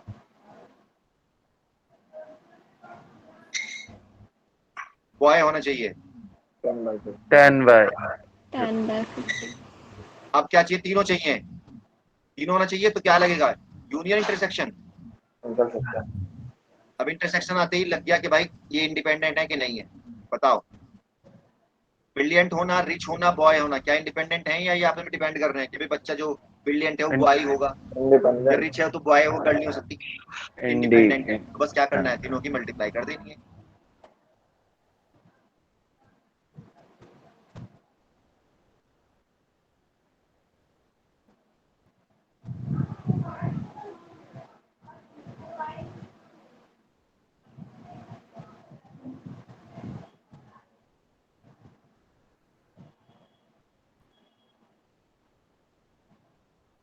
चलो जी देखो, a card is drawn from a well shuffled pack of card. If a card is drawn is a face card, what is the probability that it is a king? अब यहाँ देखो, इस question में पहले एक कार्ड निकाला गया, वो आया हमारा फेस कार्ड। अब चाहिए उसकी प्रोबेबिलिटी कि वो किंग हो। तो यहाँ पे दो चीजें दी हुई हैं, एक पहले हो गई फिर एक बाद में चाहिए, तो यहाँ बने कंडीशनल प्रोबेबिलिटी। तो कंडीशनल प्रोबेबिलिटी क्या चाहिए हमें, पहले ए करो, तो ए मान लिया हमने क्या है, वो फेस कार्ड है, तो फेस कार्ड आने की प्रोबेबिलिटी कितनी हो गई। दूसरा क्या चाहिए, किंग, मान लिया किंग, 4/,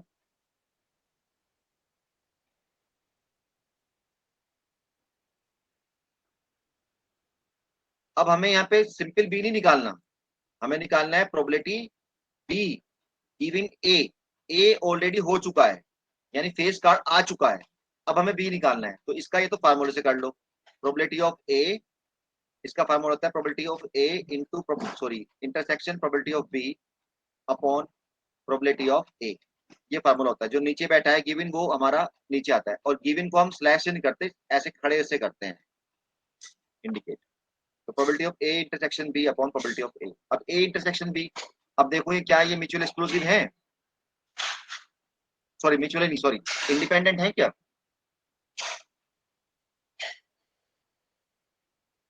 ऐसे सॉरी, अब ऐसे कितने पत्ते हैं जो हमारा ए इंटरसेक्शन बी का मतलब क्या है, वो हमारा स्पैड भी होना चाहिए और किंग भी होना चाहिए।